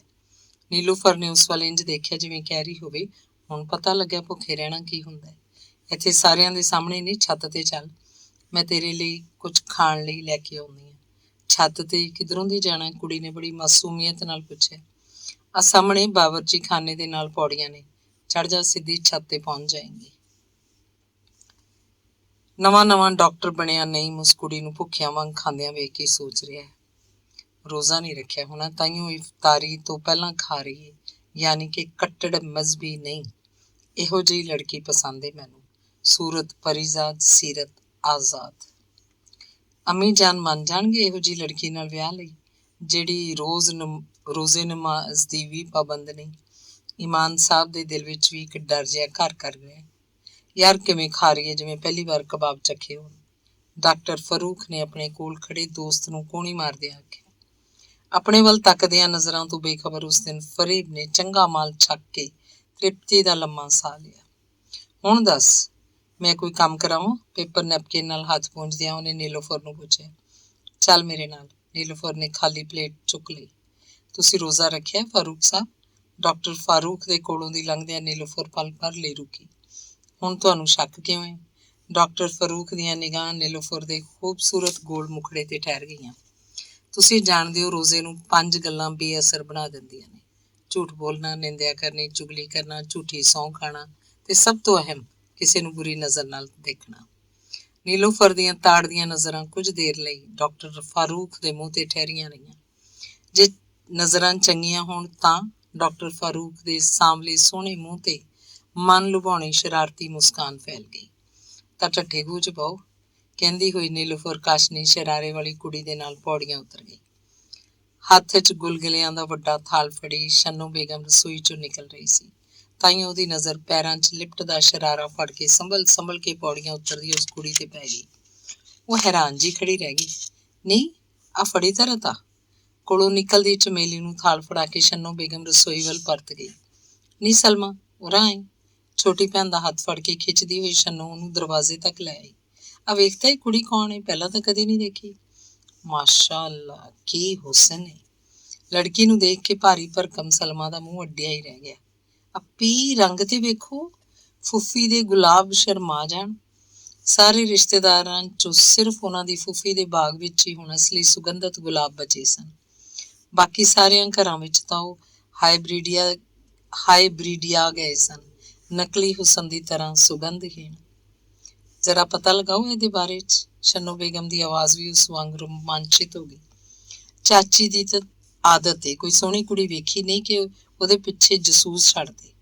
ਰਸੋਈਏ ਨੂੰ ਕੁਝ ਸਮਝਾਉਣਾ ਛੱਡ ਕੇ ਰਿਹਾਨਾ ਨੇ ਸ਼ੰਨੂ ਬੇਗਮ ਦੀ ਦੁੱਖ ਦੀ ਰਗ ਤੇ ਹੱਥ ਰੱਖ ਲਿਆ। ਦਰਵਾਜ਼ੇ 'ਚ ਖੜੀ ਉੱਚੀ ਲੰਮੀ ਸ਼ੰਨੂ ਬੇਗਮ ਛੋਟੇ ਤੰਬੂ ਵਰਗਾ ਸ਼ਰਾਰਾ ਸੰਭਾਲਦੀ ਰਸੋਈ 'ਚ ਚਲੀ ਗਈ। ਬੀਬੀ, ਜਦੋਂ ਤੇਰਾ ਲੜਕਾ ਮਾਸ਼ਾਅੱਲਾ ਜਵਾਨ ਹੋਏਗਾ, ਤੂੰ ਵੀ ਸੋਹਣੀਆਂ ਕੁੜੀਆਂ ਦੇ ਪਤੇ ਪੁੱਛਦੀ ਫਿਰੇਂਗੀ।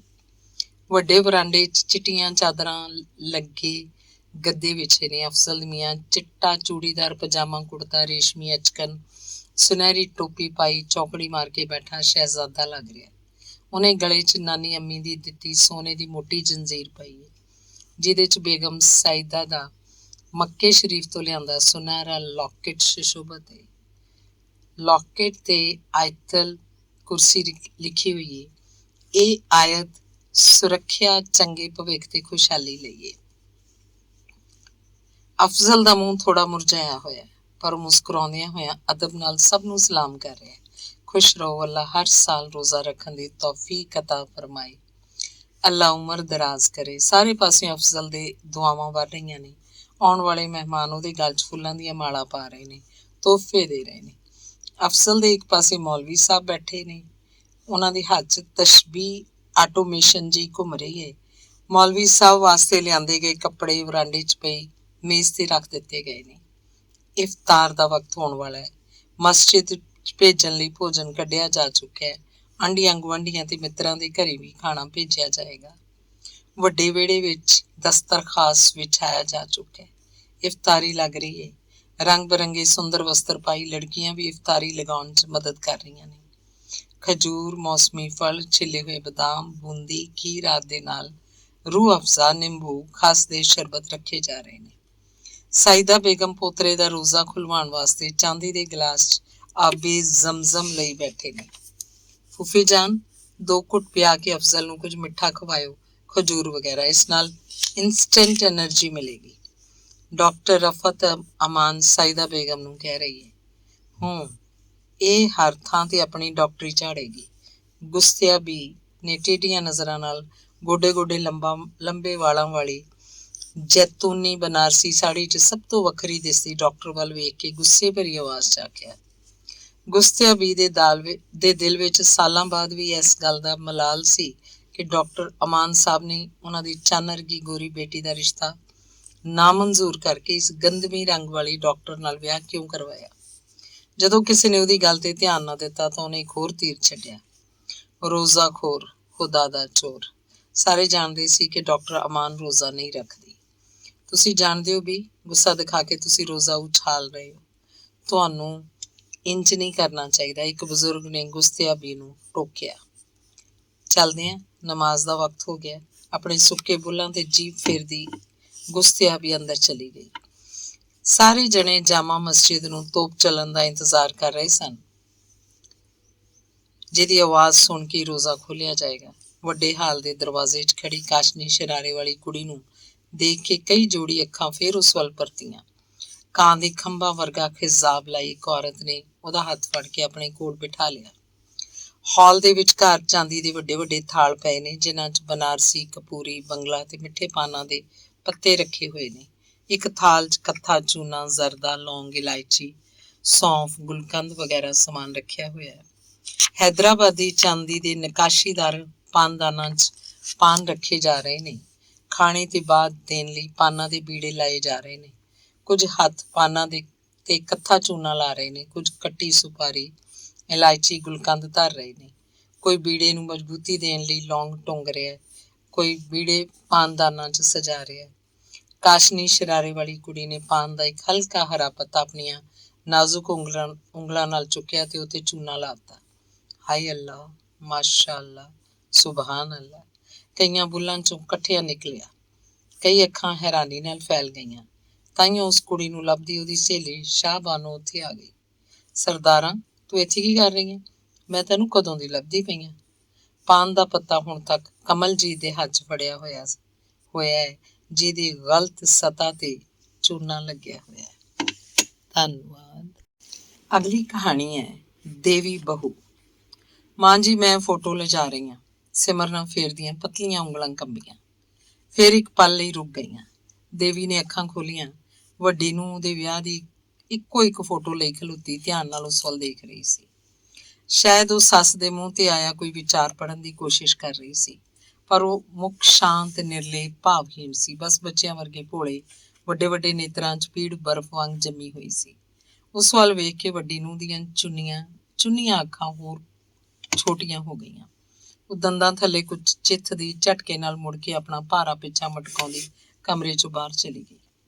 ਦੇਵੀ ਨੇ ਉਸ ਕੋਲੋਂ ਨਾ ਪੁੱਛਿਆ ਕਿ ਕਿਉਂ ਲੈ ਜਾ ਰਹੀ ਹੈ ਮੇਰੀ ਜੀਵਨ ਦੀ ਅੰਤਿਮ ਨਿਧੀ।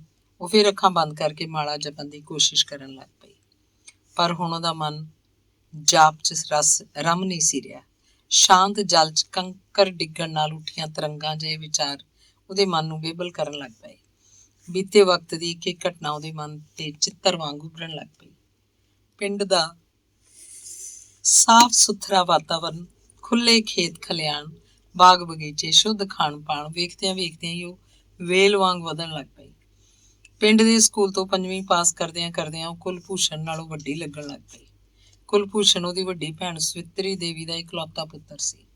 ਵੱਡੀ ਬੇਟੀ ਦੇ ਅਚਾਨਕ ਵਿਧਵਾ ਹੋ ਜਾਣ ਦੇ ਦੁੱਖ ਨਾਲ ਉਹਨਾਂ ਦੀ ਮਾਤਾ ਜੀ ਨੇ ਇਹੋ ਜਿਹੀ ਮੰਜੀ ਫੜੀ ਕਿ ਫੇਰ ਨਾ ਉੱਠੇ। ਵਿਧਵਾ ਸਵਿਤਰੀ ਦੇਵੀ ਪੇਕੇ ਰਹਿ ਕੇ ਦੋਨਾਂ ਬੱਚਿਆਂ ਦੀ ਪਾਲਣਾ ਕਰਨ ਲੱਗ ਪਈ। ਉਹਨਾਂ ਦੇ ਪਿਤਾ ਜ਼ਿਮੀਂਦਾਰੀ ਦੀ ਦੇਖਭਾਲ 'ਚ ਰੁੱਝੇ ਰਹਿੰਦੇ। ਘਰ ਦੀ ਤੇ ਦੋਨਾਂ ਬੱਚਿਆਂ ਦੀ ਸਾਰੀ ਜ਼ਿੰਮੇਵਾਰੀ ਸਵਿਤਰੀ ਦੇਵੀ ਨੇ ਸੰਭਾਲ ਲਈ। ਕੁਲਭੂਸ਼ਣ ਦੇਵੀ ਤੋਂ ਸਾਲ ਹੀ ਵੱਡਾ ਸੀ। ਉਹਦੀ ਦੇਖਾ ਦੇਖੀ ਉਹ ਵੀ ਵੱਡੀ ਭੈਣ ਨੂੰ ਮਾਂ ਆਖਣ ਲੱਗ ਪਈ। ਉਹਦੇ ਮੂੰਹੋਂ ਇਹ ਸ਼ਬਦ ਸੁਣ ਕੇ ਸਵਿਤਰੀ ਦੇਵੀ ਦਾ ਮਨ ਭਰ ਆਉਂਦਾ।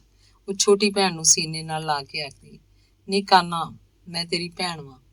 ਪਰ ਨਾ ਸਮਝ ਭੋਲਾ ਬਚਪਨ ਤਾਂ ਉਹਨੂੰ ਮਾਂ ਹੀ ਕਹੇਗਾ, ਜਿਸ ਕੋਲੋਂ ਮਾਂ ਵਰਗਾ ਪਿਆਰ ਮਿਲੇਗਾ। 13 ਸਾਲ ਦੀ ਬਾਲੜੀ ਉਮਰ 'ਚ ਹੀ ਉਹਦਾ ਵਿਆਹ ਲਖਨਊ ਦੇ ਕੋਲ ਮਦੀਨਾਪੁਰ ਦੇ ਜ਼ਿਮੀਂਦਾਰ ਠਾਕਰ ਇੰਦਰਨੀਲ ਦੇ ਇਕਲੌਤੇ ਪੁੱਤਰ ਦੇਵਕਰਨ ਦੇ ਨਾਲ ਕਰ ਦਿੱਤਾ ਗਿਆ। ਵਿਚਾਰਾਂ ਦੀ ਤੰਦ ਛਿਣ ਭਰ ਲਈ ਟੁੱਟੀ। ਸ਼ਾਇਦ ਰਸੋਈ 'ਚ ਦਾਲ ਨੂੰ ਤੜਕਾ ਲੱਗ ਰਿਹਾ। ਲਾਲ ਮਿਰਚਾਂ ਜਲਣ ਦੀ ਤਿੱਖੀ ਗੰਧ ਨਾਲ ਉਹਨੂੰ ਨਿੱਛਾਂ ਆਉਣ ਲੱਗ ਪਈਆਂ। ਰਸੋਈ ਦੇ ਲਾਗੇ ਹੋਣ ਕਰਕੇ ਉਹਦਾ ਕਮਰਾ ਸਾਰਾ ਦਿਨ ਕਈ ਤਰ੍ਹਾਂ ਦੇ ਖਾਣਿਆਂ 'ਚ ਉੱਠਦੀ ਸੁਗੰਧ ਨਾਲ ਭਰਿਆ ਰਹਿੰਦਾ। ਮਾਸ ਮੱਛੀ ਦੀ ਗੰਧ ਆਉਣ ਤੇ ਉਹਦਾ ਜੀ ਕੱਚਾ ਹੋਣ ਲੱਗ ਪੈਂਦਾ। ਉਹਨੂੰ ਯਾਦ ਆਇਆ ਜਦੋਂ ਸਹੁਰੇ ਘਰ ਪਹਿਲੀ ਵਾਰ ਉਹ ਤੋਂ ਲਾਲ ਮਿਰਚਾਂ ਵਾਰ ਕੇ ਚੁੱਲ੍ਹੇ 'ਚ ਪਾਈਆਂ ਗਈਆਂ ਸੀ ਤਾਂ ਨਿੱਛਾ ਨਾਲ ਉਹਦੀਆਂ ਅੱਖਾਂ 'ਚ ਪਾਣੀ ਨਿਕਲਣ ਲੱਗ ਪਿਆ ਸੀ। ਬਸੰਤੀ, ਨਾਨੀ ਨੂੰ ਆਖ ਅੱਗੇ ਤੋਂ ਬਾਹਰਲੇ ਚੁੱਲ੍ਹੇ 'ਚ ਮਿਰਚਾਂ ਪਾਇਆ ਕਰੇ। ਨਿੱਛਾ ਮਾਰ ਮਾਰ ਕੇ ਵਹੁਟੀ ਪਰੇਸ਼ਾਨ ਹੋ ਗਈ ਹੈ। ਉਹਦੀ ਸੱਸ ਨੇ ਛੋਟੀ ਨੌਕਰਾਣੀ ਨੂੰ ਸਮਝਾਇਆ ਸੀ। ਪਿੰਡ ਦੀਆਂ ਤੀਵੀਆਂ ਝੁੰਡ ਬਣਾ ਬਣਾ ਕੇ ਜ਼ਿਮੀਂਦਾਰ ਸਾਹਿਬ ਦੀ ਨੂੰਹ ਨੂੰ ਦੇਖਣ ਆਉਂਦੀਆਂ। ਰਾਜੇਸ਼ਵਰੀ ਦੇਵੀ ਨੂੰ ਡਰ ਲੱਗਦਾ ਕਿ ਕਿਤੇ ਉਹਨਾਂ ਦੀ ਗੁੱਡੀ ਵਰਗੀ ਨੂੰਹ ਨੂੰ ਕਿਸੇ ਦੀ ਨਜ਼ਰ ਨਾ ਲੱਗ ਜਾਏ। ਕਈ ਤਰ੍ਹਾਂ ਉਹਦੀ ਨਜ਼ਰ ਉਤਾਰੀ ਜਾਂਦੀ, ਕਦੇ ਲਾਲ ਮਿਰਚਾਂ ਸਾੜ ਕੇ, ਕਦੇ ਫਟਕੜੀ ਵਾਰ ਕੇ। ਪਰ ਹੁਣ ਉਹਦਾ ਫਿਕਰ ਕਰਨ ਵਾਲਾ ਕੌਣ ਸੀ? ਮਾਤਾ ਪਿਤਾ ਨੇ ਉਹਦਾ ਨਾਂ ਕਾਨਨ ਦੇਵੀ ਰੱਖਿਆ ਸੀ, ਪਰ ਉਹਦੀ ਸੱਸ ਉਹਨੂੰ ਦੇਵੀ ਕਹਿ ਕੇ ਬੁਲਾਉਂਦੀ ਸੀ। ਰਾਜੇਸ਼ਵਰੀ ਦੇਵੀ ਦਾ ਕਹਿਣਾ ਸੀ ਕਿ ਉਹਨਾਂ ਦੀ ਨੂੰਹ ਸਾਕਸ਼ਾਤ ਲਕਸ਼ਮੀ ਦਾ ਰੂਪ ਹੈ, ਜਿਹਦਾ ਪੈਰ ਘਰ 'ਚ ਪੈਂਦਿਆਂ ਹੀ ਠਾਕੁਰ ਸਾਹਿਬ ਸਾਲਾਂ ਤੋਂ ਚੱਲ ਰਿਹਾ ਮੁਕੱਦਮਾ ਜਿੱਤ ਗਏ। ਉਸ ਸਾਲ ਫਸਲਾਂ ਚੌਗਣੀਆਂ ਹੋਈਆਂ, ਘਰ ਧਨ ਦੌਲਤ ਨਾਲ ਭਰ ਗਿਆ। ਬਾਗਾਂ 'ਚ ਰੁੱਖਾਂ ਨੂੰ ਇੰਨੇ ਫਲ ਲੱਗੇ ਕਿ ਟਹਿਣੀਆਂ ਧਰਤੀ ਚੁੰਮਣ ਲੱਗ ਪਈਆਂ। ਸਾਰੀਆਂ ਗਊਆਂ ਮੱਝਾਂ ਨੇ ਵੱਛੀਆਂ ਕੱਟੀਆਂ ਹੀ ਦਿੱਤੀਆਂ। ਖੇਤਾਂ 'ਚ ਕੰਮ ਕਰਨ ਵਾਲੇ ਗਰੀਬ ਕਿਸਾਨਾਂ ਦੇ ਬੱਚੇ ਜ਼ਿਮੀਂਦਾਰ ਸਾਹਿਬ ਦੇ ਘਰੋਂ ਮਿਲੇ ਫਲ, ਦਹੀਂ, ਦੁੱਧ ਖਾ ਪੀ ਕੇ ਤੰਦਰੁਸਤ ਹੋਣ ਲੱਗ ਪਏ। ਵਿਆਹ ਤੋਂ ਬਾਅਦ ਛੇਤੀ ਦੇਵਕਰਨ ਜੀ ਬੈਰਿਸਟਰੀ ਦੀ ਪੜ੍ਹਾਈ ਵਾਸਤੇ ਵਿਲਾਇਤ ਚਲੇ ਗਏ, ਪਰ ਰਾਜੇਸ਼ਵਰੀ ਦੇਵੀ ਨੇ ਨੂੰਹ ਨੂੰ ਪੇਕੇ ਨਾ ਘੱਲਿਆ। ਬੇਟਾ ਵਿਦੇਸ਼ ਚਲਾ ਗਿਆ ਤਾਂ ਨੂੰਹ ਹੀ ਉਹਨਾਂ ਦੇ ਜੀਵਨ ਦਾ ਧੁਰਾ ਬਣ ਗਈ। ਦੇਵੀ ਅੱਜ ਹੈ ਸ਼ੇਰ ਮੁੱਖਾ ਪਾਈ। ਦੇਵੀ ਰਾਣੀ ਹਾਰ ਕੱਢ ਦਿੱਤਾ ਏ। ਅੱਜ ਬਨਾਰਸੀ ਸਾੜੀ ਪਾਈ। ਰਾਜੇਸ਼ਵਰੀ ਦੇਵੀ ਕਹਿੰਦਿਆਂ ਨਾ ਥੱਕਦੀ। ਕਦੇ ਕਦੇ ਦੇਵੀ ਇਕੱਲਿਆਂ ਬੈਠੀ ਗਹਿਣਿਆਂ ਦੇ ਨਾਮ ਉਸੇ ਤਰ੍ਹਾਂ ਦੁਹਰਾਉਂਦੀ ਜਿਵੇਂ ਕੋਈ ਬੱਚਾ ਆਪਣਾ ਸਬਕ ਯਾਦ ਕਰਦਾ ਹੈ। ਪਰੀ ਬੰਦ ਵੀਣੀ ਤੇ ਪਾਉਣ ਲਈ, ਬਾਜ਼ੂ ਬੰਦ ਬਾਹਾਂ ਲਈ, ਗਲੂ ਬੰਦ ਗਲੇ ਲਈ। ਉਹ ਅਕਸਰ ਭੁੱਲ ਜਾਂਦੀ ਕਿ ਝੂਮਰ ਸੂਈ ਚੀਰ ਦੇ ਸੱਜੇ ਪਾਸੇ ਲੱਗਦੀ ਹੈ ਕਿ ਖੱਬੇ ਪਾਸੇ। ਉਹਦੀ ਇਸ ਭੁੱਲ ਤੇ ਸੱਸ ਵਾਰੀ ਵਾਰੀ ਜਾਂਦੀ ਤੇ ਸੂਈ ਉਤਾਰ ਕੇ ਆਪਣੇ ਹੱਥਾਂ ਨਾਲ ਠੀਕ ਕਰ ਦਿੰਦੀ। ਚੰਦਰਹਾਰ, ਮੋਹਨ ਮਾਲਾ, ਰਾਣੀ ਹਾਰ ਦਾ ਭਾਰ ਉਹਦੀ ਨਾਜ਼ੁਕ ਗਰਦਨ ਜ਼ਿਆਦਾ ਦੇਰ ਤੱਕ ਨਾ ਸਹਾਰ ਸਕਦੀ ਤੇ ਭੋਲੇ ਭਾਅ ਸੱਸ ਨੂੰ ਪੁੱਛਦੀ, ਮਾਂ ਜੀ ਹੁਣ ਇਹ ਹਾਰ ਲਾ ਦੇਵਾਂ? ਲਾ ਦੇ, ਰਾਜੇਸ਼ਵਰੀ ਦੇਵੀ ਹੱਸਦਿਆਂ ਹੱਸਦਿਆਂ ਕਹਿੰਦੀ। ਰਾਜੇਸ਼ਵਰੀ ਦੇਵੀ ਵਿਦੇਸ਼ ਗਏ ਬੇਟੇ ਦੀ ਕਮੀ ਨੂੰਹ ਨੂੰ ਲਾਡ ਲਡਾ ਕੇ ਪੂਰੀ ਕਰਦੀ। ਨੂੰਹ ਅਜੇ ਬੱਚੀ ਸੀ, ਉਹ ਵੀ ਨਵੇਂ ਨਵੇਂ ਕੱਪੜੇ ਗਹਿਣੇ ਪਾ ਕੇ ਸੱਸ ਦੇ ਦੁਆਲੇ ਫਿਰਕੀ ਵਾਂਗ ਘੁੰਮਦੀ ਰਹਿੰਦੀ। ਪਤੀ ਨੂੰ ਤਾਂ ਅਜੇ ਉਹ ਜਾਣ ਹੀ ਨਹੀਂ ਸੀ ਸਕੀ। ਦੇਵਕਰਨ ਜੀ ਦੇ ਵਲਾਇਤ ਤੋਂ ਬੈਰਿਸਟਰੀ ਕਰਕੇ ਪਰਤਨ ਤੱਕ ਦੇਵੀ ਦਾ ਕਲੀ ਜਿਹਾ ਕੋਮਲ ਰੂਪ ਖਿੜੇ ਗੁਲਾਬ ਵਰਗਾ ਹੋ ਗਿਆ, ਜਿਹਦੀ ਸੁਗੰਧ ਨੇ ਬੈਰਿਸਟਰ ਸਾਹਿਬ ਨੂੰ ਇੰਜ ਸਰਾਬੋਰ ਕੀਤਾ ਕਿ ਸਾਰਾ ਜੀਵਨ ਹੀ ਮਹਿਕ ਉੱਠਿਆ। ਕੁਝ ਸਾਲਾਂ ਵਿੱਚ ਹੀ ਦੇਵਕਰਨ ਜੀ ਦੀ ਗਿਣਤੀ ਲਖਨਊ ਦੇ ਮੰਨੇ ਪਰਮੰਨੇ ਬੈਰਿਸਟਰਾਂ 'ਚ ਹੋਣ ਲੱਗ ਪਈ। ਉਦੋਂ ਤੱਕ ਦੇਵੀ 2 ਪੁੱਤਰਾਂ ਦੀ ਮਾਂ ਬਣ ਚੁੱਕੀ ਸੀ। ਸ਼ੁਰੂ ਤੋਂ ਹੀ ਬੱਚਿਆਂ ਦੇ ਪਾਲਣ ਪੋਸ਼ਣ ਦੀ ਸਾਰੀ ਜ਼ਿੰਮੇਵਾਰੀ ਰਾਜੇਸ਼ਵਰੀ ਦੇਵੀ ਨੇ ਸੰਭਾਲ ਲਈ ਸੀ। ਉਹਨਾਂ ਦੇ ਮਤ ਅਨੁਸਾਰ ਦੇਵੀ ਅਜੇ ਆਪ ਬੱਚੀ ਸੀ, ਉਹ ਕੀ ਜਾਣੇ ਬੱਚੇ ਕਿਵੇਂ ਪਾਲੀਦੇ ਨੇ। ਹੌਲੀ ਹੌਲੀ ਠਾਕਰ ਇੰਦਰਨੀਲ ਨੇ ਪਿੰਡ ਦੀ ਕੁਝ ਜ਼ਮੀਨ ਵੇਚ ਕੇ ਸ਼ਹਿਰ ਦੀ ਜਾਇਦਾਦ ਬਣਾ ਲਈ। ਬੇਟੇ ਲਈ ਸੋਹਣਾ ਵੱਡਾ ਬੰਗਲਾ ਬਣ ਗਿਆ। ਦੇਵੀ ਹਾਲਾਂਕਿ ਘੱਟ ਪੜ੍ਹੀ ਲਿਖੀ ਸੀ, ਪਰ ਬੈਰਿਸਟਰ ਸਾਹਿਬ ਉਸ ਤੋਂ ਹਰ ਤਰ੍ਹਾਂ ਸੰਤੁਸ਼ਟ ਸਨ। ਬਸ ਇੱਕ ਗੱਲ ਉਹਨਾਂ ਨੂੰ ਕਦੇ ਕਦੇ ਮਹਿਸੂਸ ਹੁੰਦੀ ਸੀ, ਦੂਜੇ ਅਫਸਰਾਂ ਦੀਆਂ ਪਤਨੀਆਂ ਵਾਂਗ ਦੇਵੀ ਸੋਸ਼ਲ ਨਹੀਂ ਸੀ। ਉਹ ਆਪਣੀ ਗ੍ਰਸਤੀ ਵਿੱਚ ਹੀ ਮਗਨ ਰਹਿੰਦੀ, ਘਰੋਂ ਬਾਹਰ ਜਾਣਾ ਉਹਨੂੰ ਚੰਗਾ ਨਾ ਲੱਗਦਾ। ਪਿਤਾ ਦੀ ਮੌਤ ਤੋਂ ਬਾਅਦ ਸਵਿਤਰੀ ਦੇਵੀ ਆਪਣੇ ਬੇਟੇ ਕੁਲਭੂਸ਼ਣ ਕੋਲ ਕੋਲਕਾਤਾ ਚਲੀ ਗਈ, ਪਰ ਜਦੋਂ ਤੱਕ ਉਹ ਜਿਉਂਦੀ ਰਹੀ ਬੇਟੀ ਵਰਗੀ ਛੋਟੀ ਭੈਣ ਨੂੰ ਮਿਲਣ ਆਉਂਦੀ ਰਹੀ। ਭਰਾ ਤਾਂ ਇਹੋ ਜਿਹਾ ਵਿਦੇਸ਼ ਗਿਆ ਕਿ ਉੱਥੋਂ ਦਾ ਹੀ ਹੋ ਕੇ ਰਹਿ ਗਿਆ। ਬੈਰਿਸਟਰ ਸਾਹਿਬ ਦੇ ਵੱਡੇ ਬੇਟੇ ਜਗਮੋਹਨ ਦੇ ਵਿਆਹ ਦੇ ਕੁਝ ਚਿਰ ਬਾਅਦ ਠਾਕਰ ਇੰਦਰਨੀਲ ਦਾ ਸੁਰਗਵਾਸ ਹੋ ਗਿਆ। ਪਿਤਾ ਦੀ ਮੌਤ ਦਾ ਬੈਰਿਸਟਰ ਸਾਹਿਬ ਨੂੰ ਗਹਿਰਾ ਸਦਮਾ ਲੱਗਾ। ਹੁਣ ਉਹ ਘੰਟਿਆਂ ਬੱਧੀ ਸਟੱਡੀ 'ਚ ਇਕੱਲੇ ਬੈਠੇ ਰਹਿੰਦੇ। ਸ਼ਾਮ ਨੂੰ ਦੋਸਤਾਂ ਮਿੱਤਰਾਂ ਨਾਲ ਮਿਲਣਾ, ਸੈਰ ਕਰਨਾ ਤਕਰੀਬਨ ਬੰਦ ਹੀ ਹੋ ਗਿਆ।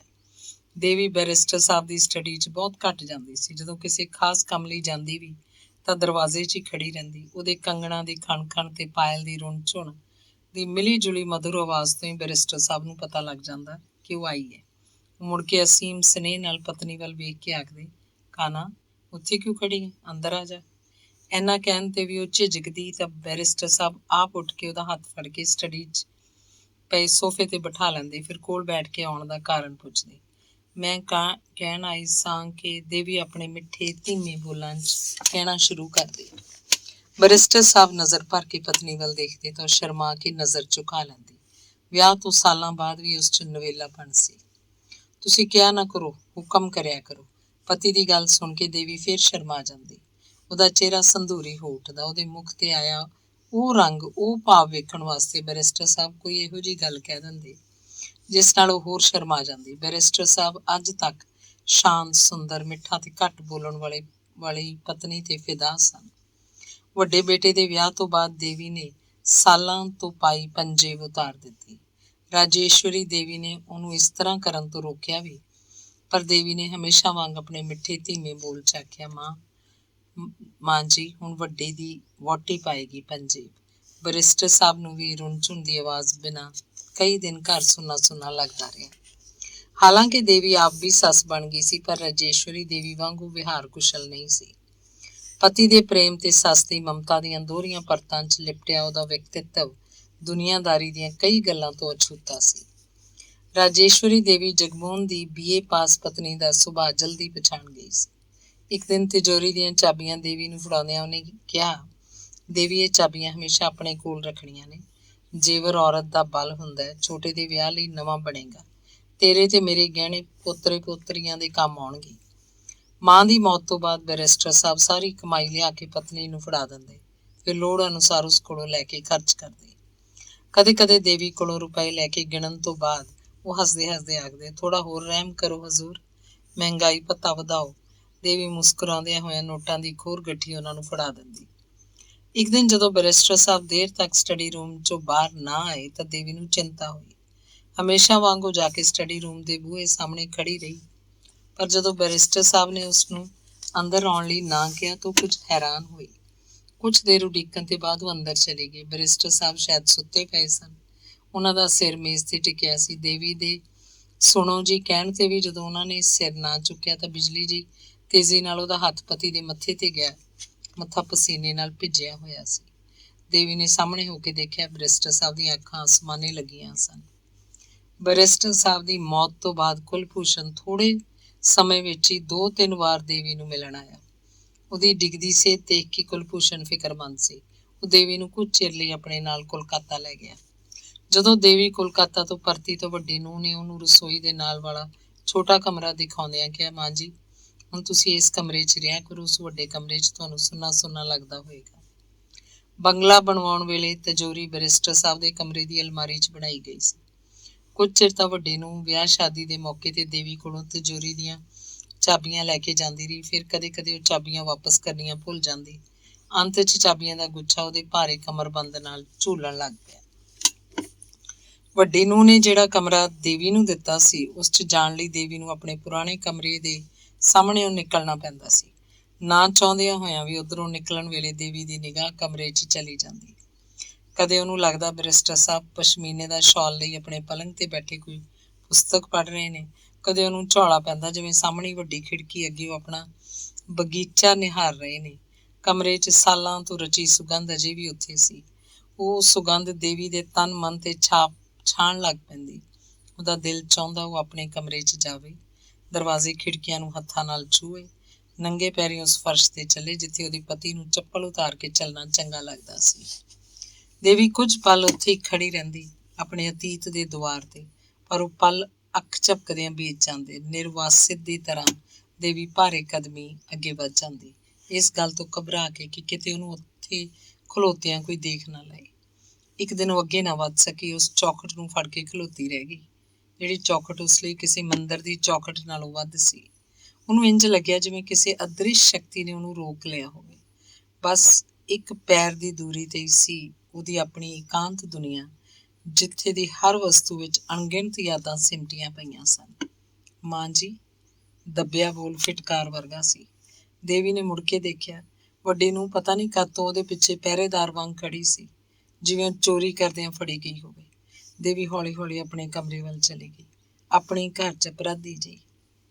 ਅਗਲੇ ਦਿਨ ਵੱਡੀ ਨੂੰਹ ਨੇ ਆਪਣੇ ਨਵੇਂ ਕਮਰੇ ਦੇ ਦਰਵਾਜ਼ੇ ਤੇ ਮੋਟਾ ਅਪਾਰਦਰਸ਼ੀ ਪਰਦਾ ਟੰਗ ਦਿੱਤਾ, ਜਿਹਨੂੰ ਵੇਖ ਕੇ ਦੇਵੀ ਨੂੰ ਇੰਝ ਲੱਗਿਆ ਜਿਵੇਂ ਕਿਸੇ ਨੇ ਉਸਦੇ ਅਤੀਤ ਤੇ ਵੀ ਪਰਦਾ ਡੇਗ ਦਿੱਤਾ ਹੋਵੇ।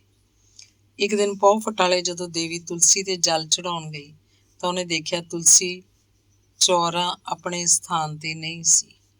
ਘਾਹ ਰਹਿਤ ਚੌਖਟੇ ਦਾ ਨਿਸ਼ਾਨ ਹਰੇ ਲਾਉਣ ਦੇ ਵਿਚਕਾਰ ਸੁੰਨੇ ਚੀਰ ਵਾਂਗ ਲੱਗ ਰਿਹਾ ਸੀ, ਜਿਹਨੂੰ ਵੇਖ ਕੇ ਦੇਵੀ ਹੈਰਾਨ ਖੜੀ ਰਹਿ ਗਈ।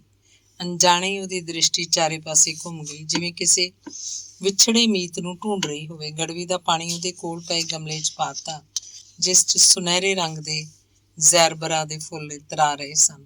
ਮਾਂ ਜੀ, ਐਵੇਂ ਹਰ ਬੂਟੇ 'ਚ ਪਾਣੀ ਨਾ ਪਾ ਦਿਆ ਕਰੋ। ਜ਼ੈਰਬਰਾ ਨੂੰ ਵੱਧ ਪਾਣੀ ਪਾਉਣ ਨਾਲ ਉਹਦੀ ਜੜ ਗਲ ਜਾਂਦੀ ਹੈ। ਆਪਣੇ ਢਿੱਲੇ ਉਭਾਰਾਂ ਨੂੰ ਹਿਲਾਉਂਦੀ ਵੱਡੀ ਨੂੰ ਚਾਹ ਦਾ ਕੱਪ ਹੱਥ 'ਚ ਫੜੀ ਦੇਵੀ ਦੇ ਕੋਲ ਆ ਗਈ। ਤੁਲਸੀ ਸੁੱਕਦੀ ਪਈ ਸੀ, ਮੈਂ ਕਢਵਾ ਦਿੱਤੀ। ਕਹਿੰਦਿਆਂ ਵੱਡੀ ਨੂੰਹ ਨੇ ਚਾਹ ਦਾ ਅਖੀਰਲਾ ਘੁੱਟ ਭਰਿਆ। ਬਿਨਾਂ ਕੁਝ ਕਹੇ ਦੇਵੀ ਪੂਜਾ ਦੇ ਕਮਰੇ ਵੱਲ ਚਲੀ ਗਈ। ਸਾਰੇ ਲਾਉਣ ਦੀ ਖੂਬਸੂਰਤੀ ਵਿਗਾੜਦਾ ਸੀ ਤੁਲਸੀ ਦਾ ਚਬੂਤਰਾ। ਆਪਣੇ ਕਮਰੇ ਵੱਲ ਜਾਂਦੀ ਵੱਡੀ ਨੂੰਹ ਦੀ ਆਵਾਜ਼ ਖਾਸ ਹੌਲੀ ਨਹੀਂ ਸੀ। ਇੱਕ ਦਿਨ ਦੇਵੀ ਦਾ ਬਲੱਡ ਪ੍ਰੈਸ਼ਰ ਦੇਖਦਿਆਂ ਵਿਦੇਸ਼ 'ਚ FRCS ਕਰਦੇ ਛੋਟੇ ਬੇਟੇ ਦੀ ਪਤਨੀ ਨੰਦਨੀ ਨੇ ਉਹਨੂੰ ਪੁੱਛਿਆ, ਮਾਂ ਜੀ, ਤੁਹਾਨੂੰ ਪਤਾ ਹੈ ਜਾਇਦਾਦ ਦਾ ਬਟਵਾਰਾ ਹੋ ਰਿਹਾ? ਨਹੀਂ। ਫਿਰ ਤਾਂ ਤੁਹਾਨੂੰ ਇਹ ਵੀ ਨਹੀਂ ਪਤਾ ਹੋਣਾ ਕਿ ਜਾਇਦਾਦ ਦੇ ਸਿਰਫ 2 ਹਿੱਸੇ ਹੋ ਰਹੇ ਨੇ।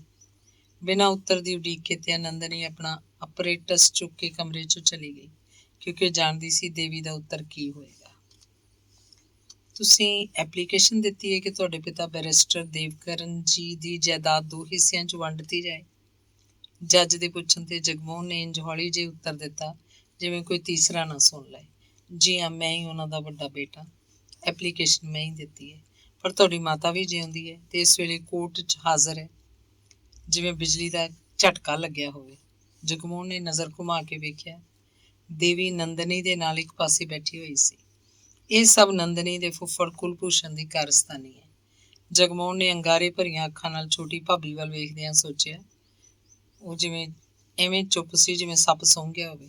ਮਿਸਟਰ ਜਗਮੋਹਨ, ਜੱਜ ਸਾਹਿਬ ਦੇ ਦੁਬਾਰਾ ਕਹਿਣ ਤੇ ਜਗਮੋਹਨ ਕੁਝ ਦੇਰ ਚੁੱਪ ਰਿਹਾ, ਕੁਝ ਸੋਚਦਾ ਹੋਇਆ। ਫਿਰ ਧੀਮੀ ਆਵਾਜ਼ 'ਚ ਬੋਲਿਆ, ਜੱਜ ਸਾਹਿਬ, ਇਹ ਔਰਤ ਮੇਰੇ ਪਿਤਾ ਬੈਰਿਸਟਰ ਦੇਵਕਰਨ ਜੀ ਦੀ ਵਿਆਹੁਤਾ ਨਹੀਂ ਹੈ ਤੇ ਨਾ ਹੀ ਮੇਰੀ ਮਾਂ ਹੈ। ਇਹ ਗੱਲ ਸੁਣਦਿਆਂ ਕਚਹਿਰੀ 'ਚ ਮੌਤ ਵਰਗਾ ਸੰਨਾਟਾ ਛਾ ਗਿਆ। ਦੇਵੀ ਬਹੂ ਦਾ ਰੰਗ ਇੱਕ ਪਲ ਇੰਝ ਹੋ ਗਿਆ ਜਿਵੇਂ ਕਿਸੇ ਨੇ ਉਹਦੇ ਸਰੀਰ 'ਚੋਂ ਸਾਰਾ ਖੂਨ ਨਿਚੋੜ ਲਿਆ ਹੋਵੇ। ਫਿਰ ਉਹਨੂੰ ਲੱਗਾ ਜਿਵੇਂ ਬੈਰਿਸਟਰ ਸਾਹਿਬ ਨੇ ਮੋਢਿਆਂ ਤੋਂ ਫੜ ਕੇ ਉਹਨੂੰ ਉਠਾਇਆ ਹੋਵੇ। ਜ਼ਿੰਦਗੀ 'ਚ ਪਹਿਲੀ ਵਾਰ ਉਹਦੀ ਆਵਾਜ਼ ਇੰਨੀ ਉੱਚੀ ਸੀ ਕਿ ਕਚਹਿਰੀ ਦੇ ਬਾਹਰ ਖੜੇ ਲੋਕਾਂ ਨੂੰ ਵੀ ਸੁਣਾਈ ਦਿੱਤੀ। ਜੱਜ ਸਾਹਿਬ, ਮੈਂ ਬੈਰਿਸਟਰ ਸਾਹਿਬ ਦੀ ਵਿਆਹੁਤਾ ਹਾਂ ਕਿ ਨਹੀਂ, ਇਹਦਾ ਫੈਸਲਾ ਤਾਂ ਬਾਅਦ 'ਚ ਹੋਏਗਾ, ਪਰ ਇਸ ਕਮੀਨੇ ਇਨਸਾਨ ਦਾ ਫੈਸਲਾ ਮੈਂ ਹੁਣੇ ਕਰ ਦਿੰਦੀ ਹਾਂ। ਇਹ ਬੈਰਿਸਟਰ ਸਾਹਿਬ ਦਾ ਬੇਟਾ ਨਹੀਂ ਹੈ, ਇਸ ਲਈ ਨਾ ਹੀ ਉਹਨਾਂ ਦੀ ਜਾਇਦਾਦ ਦਾ ਵਾਰਿਸ। ਪਤਾ ਨਹੀਂ ਉਹ ਇਸ ਨੂੰ ਕਿੱਥੋਂ ਚੁੱਕ ਲਿਆਏ ਸਨ। ਹੁਣ ਇਹਨੂੰ ਕਹੋ ਕਿ ਆਪਣਾ ਕਾਲਾ ਮੂੰਹ ਲੈ ਕੇ ਮੇਰੇ ਜੀਵਨ 'ਚੋਂ ਦਫਾ ਹੋ ਜਾਏ। ਧੰਨਵਾਦ।